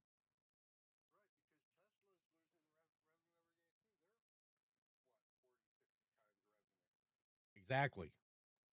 So now you see the comparison vehicle that, but look, but this is what I want you to understand, and this is the most important part of this report, is that everything that you were told as a meme stock investor was meant to deter you. It was all psychological. None of it was real, because they're doing the exact thing that they said that you couldn't do, but with SpaceX.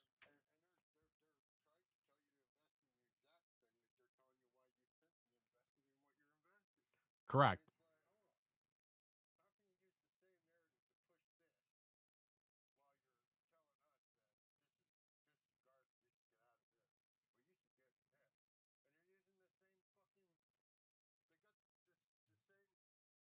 It's the same thing.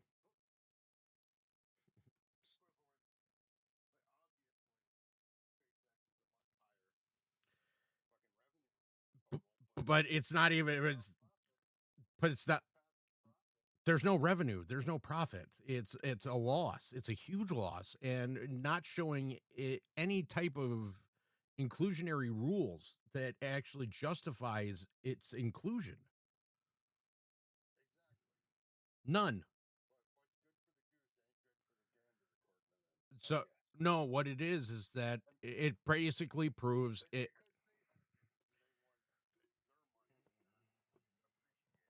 So, but what? I'll give you a better example. I'm going to give you a way better example, and especially it's Cinemark.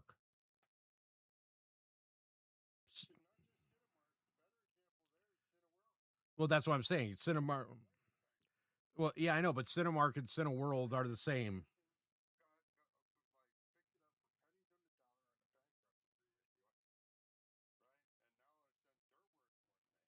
Yeah, but that what I was trying to basically compare is that hey, it's institutional owned to retail owned.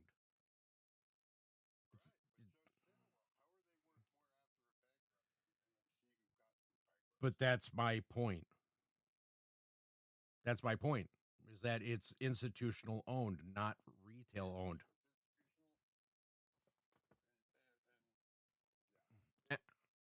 And that's why that's why this matters, because now you're watching everything that they told you, everything that everybody told you, not just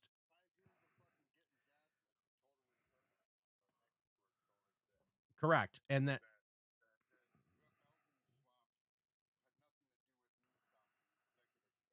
correct.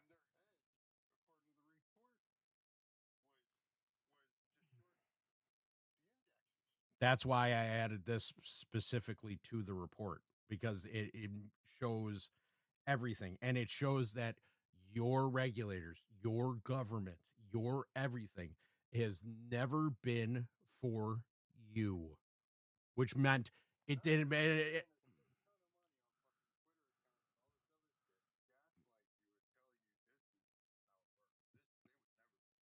Correct. Now you understand it, because somebody from the inside, I'm raising my hand, basically just explained it to you. That's why this is gold. And this is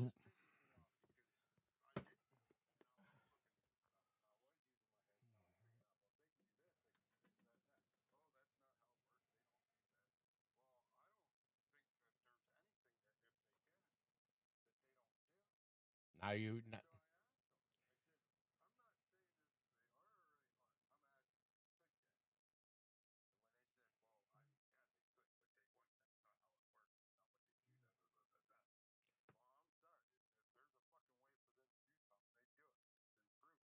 And well,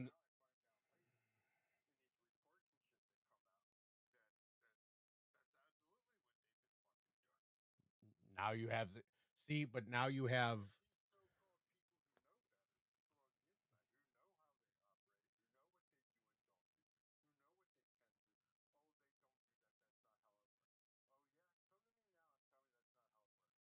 so now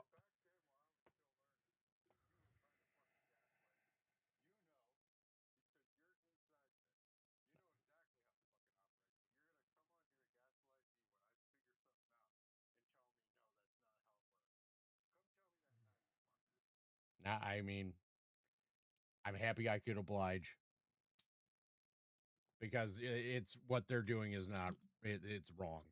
Not just morally, but not just morally, but ethically, it's wrong. But like I said, this is an investigation. That's what this is.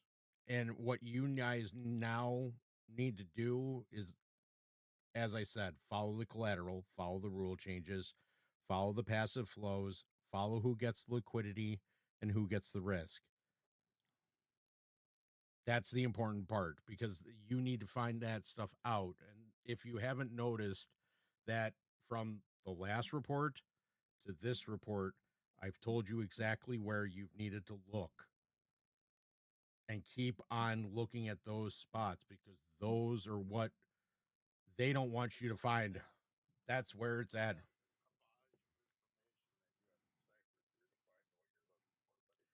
It's there. It's all there. And the normal everyday person can find it. I promise you.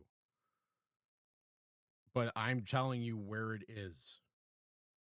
So, because I don't think anybody has. That's probably why I'm getting attacked. If you want my honest opinion, Matt, that's why I'm getting attacked.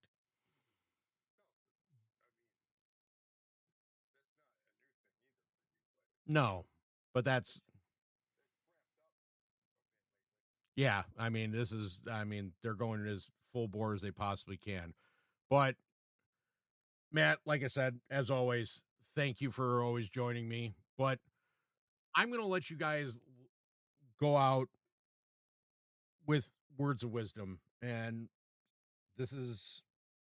I truly believe in this because it's not about motivation. It's about how you can change and how you can go ahead and you can beat whoever is your obstacle and become that person that you've always wanted to be. So I leave you all with Joker Ape. Yeah.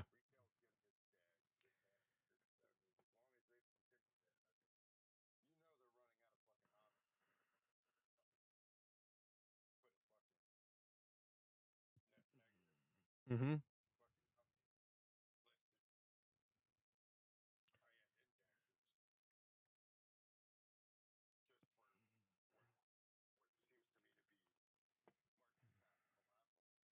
That's exactly what it is. But it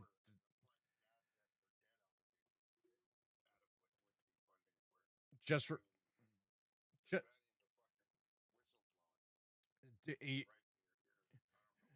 you just need the person to ask the right question. That's it. And you put them into a position where they have to force answer that question. It's not going to look good because the paper is there, the document is there, and you'll be able to see, anybody with two eyes can see that the structure is built with paper clips. So, besides that, I leave you all with Joker Ape. And as always, if you ever need me, I'm always around. You want easy? You want comfortable? Then step aside. This ain't for you. Easy is a trap. Comfort is a cage. And most of you have been living in that cage so long, you've convinced yourself it's paradise. You've been spoon-fed this idea that life is supposed to feel good, supposed to be effortless. But let me tell you something. Easy doesn't make legends. Easy doesn't make warriors. Easy doesn't make you unbreakable. I've been through hell, and I wouldn't trade a single second of it, because hell burns away weakness. It shows you who you really are. I never wanted what was easy, because if anyone can have it, what's it worth? Nothing. What I want, what I demand, is what everyone else calls impossible.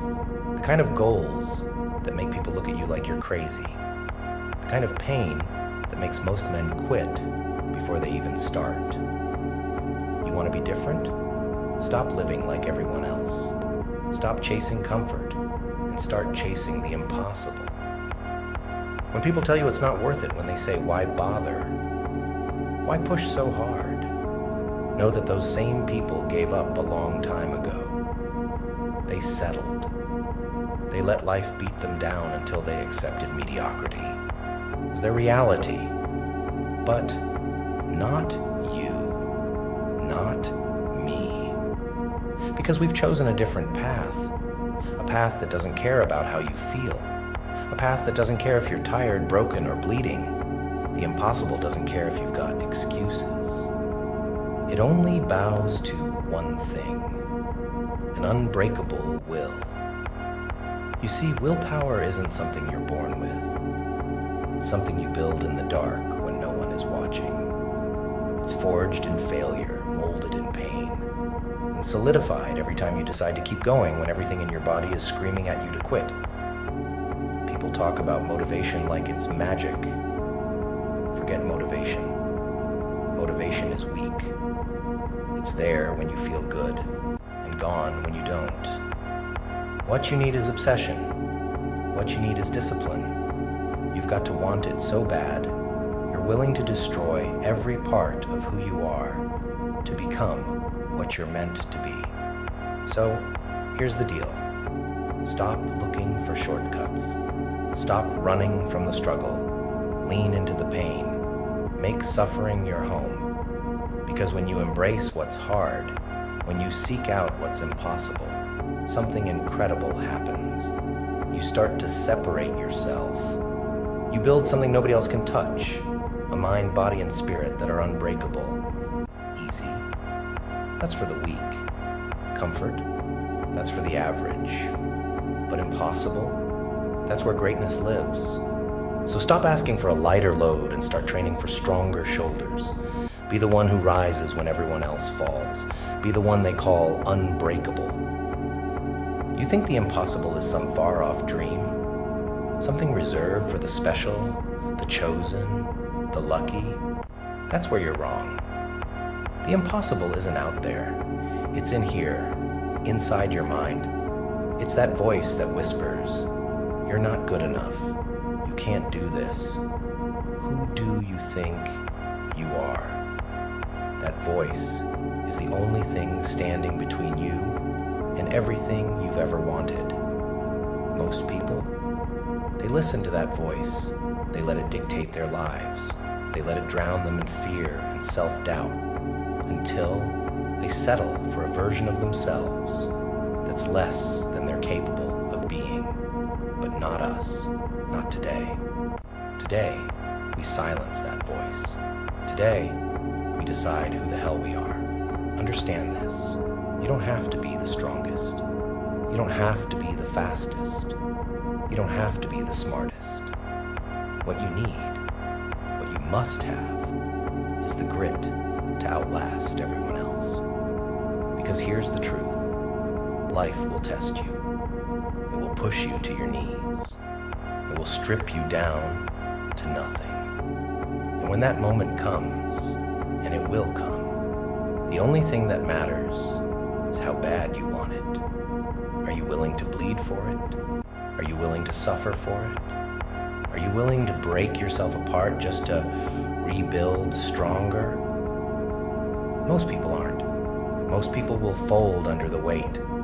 But the few who don't, the few who push past the pain, who get back up every single time, they earn something nobody can take away. Self-respect. You want to know what real power feels like? It's looking in the mirror and knowing you didn't quit. It's knowing you've gone to war with yourself and you've won. But it doesn't stop there. Winning the battle isn't enough. You've got to wake up every day and fight again. The war never ends. There's always another challenge, another level, another limit to break. And that's the beauty of it. The struggle doesn't get easier. You get stronger. So, the question isn't, can you do it? The question is, are you willing to do what it takes? Are you willing to suffer longer, fight harder, and rise higher than everyone else? Because the impossible isn't about talent. It's not about luck. It's about who's willing to endure the most pain, who's willing to stay in the fight long after everyone else has walked away. And when you do that, when you refuse to quit, something happens. The world bends to your will. The impossible stops being impossible, and you become unstoppable. But don't stop there. Don't settle. Don't let that fire fade, because there's always another level, another impossible to conquer. Keep climbing, keep pushing, and keep proving that nothing can break you. So, when the world tries to put you in a box, when it tells you to slow down, to stay comfortable, to quit, you look it in the eye and you say, I don't stop, I don't fold, I don't break. And then you go out and show them exactly who you are.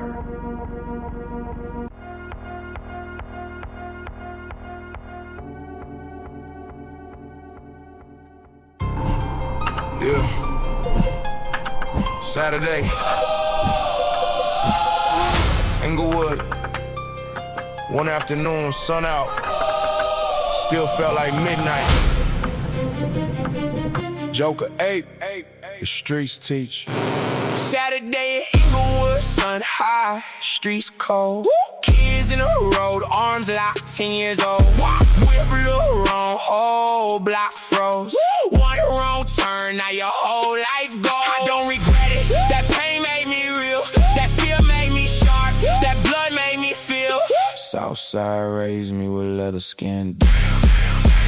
Leather skin, leather heart, built where daylight still get dark. Leather skin, scars, seen hell before my first car. Leather skin, Joker Ape don't fall. 10 years old when my soul got old. Leather skin, no peace, no friend. Inglewood show me nightmares begin. That 10, I seen a homie take 3 in the head. Still scared to sleep in my bed. Stayed awake dreams, kept seeing them dead. Burnt ties in the air after leaving them red. Shots popped in the left in the engine blast. I stood still watching them slump in the grass. Arms moving, fingers shaking, fighting to breathe. Blood in the mud like the block couldn't grieve. He bought me candy, now who feeds his family? Too young to understand tragedy. My ears rang, I should've been running. Body froze when I saw death coming. Damn, I wasn't supposed to see that shit. Wasn't posting no life leads quick. Then I thought maybe them shots were for me. Maybe he circled around that street. I looked at Papa Allen like, what happened? He said somebody rolled up and started clapping. Still hear that laugh when the night creeps in. First day I felt leather skin. Sprinklers on, kids running.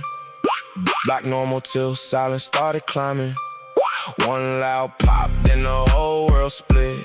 Southside turned the kid to witness. Yeah.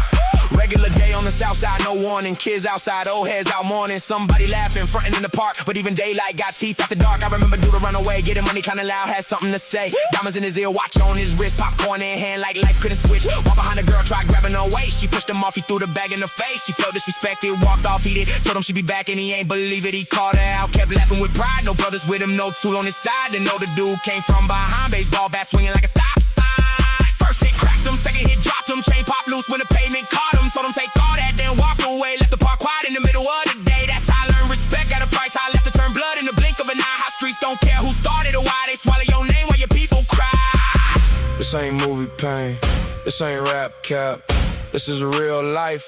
When the block snap, young guys seeing old death. Fear living under each breath. That's why I don't scare easy. That's why the cold don't freeze me. And my days go by with smoke in the air. Dispensary bags, but the pain still there. Every dark corner got a ghost riding with me. Location don't matter, Southside still with me. I'll be dead before I act like it didn't shape me. That same damn fear is the thing that made me. If looks could kill, I came from boys in the hood, but I ain't no Scarface. Only blood where we stood. My heart still spills for the kids with nothing. For my cousin, lost slump over the wheel. That wound don't close. The teacher still. Kids in the street with their arms locked tight, hoping you slow down so they take what they like. Wrong color with wrong block, wrong time. Shots hit metal at 1 in the afternoon shine. Your car look like theirs, now they think you involved. No questions asked when that neighborhood call. That's when nightmares step off the screen and stand face to face with a 10-year-old dream. I don't regret it, no, I carry it proud. Leather skin on my soul, I don't fear a crowd. Joker Ape was born where the fear don't end. Southside made me, then it taught me to bend. But I never broke, I just learned how to stand. With blood in the dirt in my heart in my hand. You hear pain in my voice. That ain't pretend.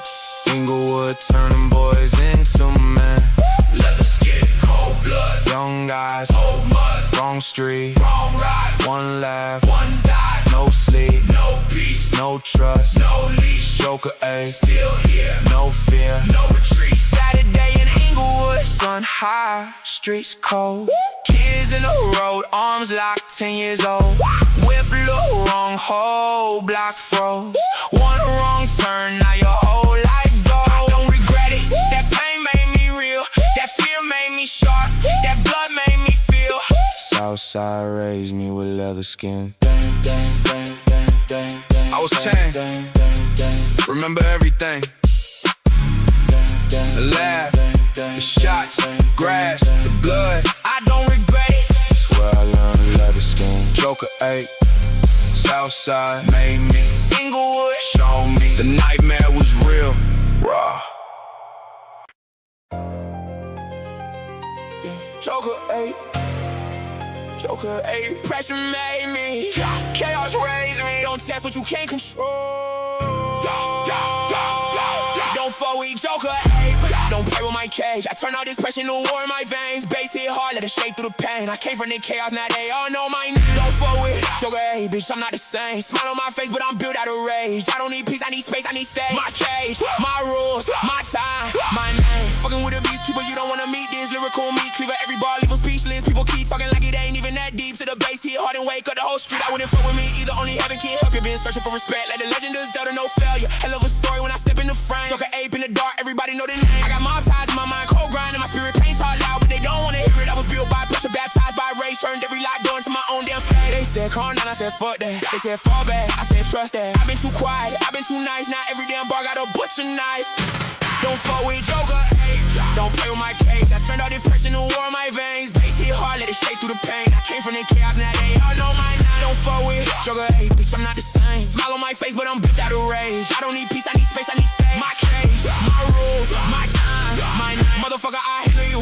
Any avenue, average man flipped in to an animal. Heavy with the cadence, every line got attitude. I don't need permission, I was born to break the rules. Reload with precision, every word got ammunition. Dark thoughts spinning like a bad transmission. Break the beat down, you should see the handle. Street talk the child, I ain't read no manuals. Problem child, look what I'm involved in now. Dozen dirty voices in my head get loud. I've been counted out, left broke, left down. Now I walk in the room and make the whole crowd bow. Chasing green was a dream when the nights got wild, but the money never healed what they did to the child. So I built me a monster with a grin in the ground. Joker Ape in the cage, but I own it now. Lock me down, I get louder. Push me back, I get prouder. Pain of gold, that's the power. No fear when the cage starts shaking. On these streets, I'm a beast. I don't feast on the weak. I feast on the doubt when they thought I wouldn't speak. Turn trauma in the thunder, turn silence in the heat. Now the whole damn cage got a pulse from the beat. Sneaky as fuck, I don't think I learned enough. Had to grow up fast when the world got rough. Shut the fuck up when the pressure erupt. I've been carrying pain, I'm calling this bluff. Who on what? I'm 10 deep in my own mind. 10 different scars from the same old grind. Muscle like a mobster, hands be nasty. I move shaky, I move classy. We ferocious, all focus, no folding. Throw heat from the chest when the beat starts rolling. Soldiers in the dark, everybody get cautious. You don't want smoke with the one they call monstrous. Poof, I'm gone. Poof, I reappear. Laugh too loud when the room don't see clear. Black suit, gold chain, scars in the mirror. Every damn year make the vision more severe. Don't fuck with Joker Ape. Don't play with my cage. I turn all this pressure into war in my veins. Bass hit hard, let it shake through the pain. I came from the chaos, now they all know my name. Don't fuck with Joker Ape, bitch, I'm not the same. Smile on my face, but I'm built out of rage. I don't need peace, I need space, I need stage. My cage, my rules, my time, my name. Joker Ape, this ain't rap. This is pressure speaking.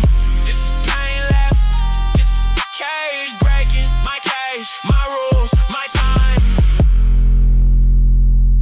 Fuck what they thought.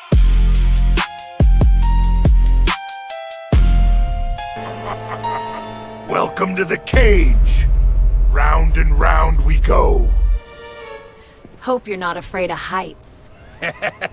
This ride never stops! Enjoy the fall. Well, that escalated fast. You haven't seen chaos yet. Aw, don't leave yet. We're just getting started. That's a wrap. Or is it? Good night.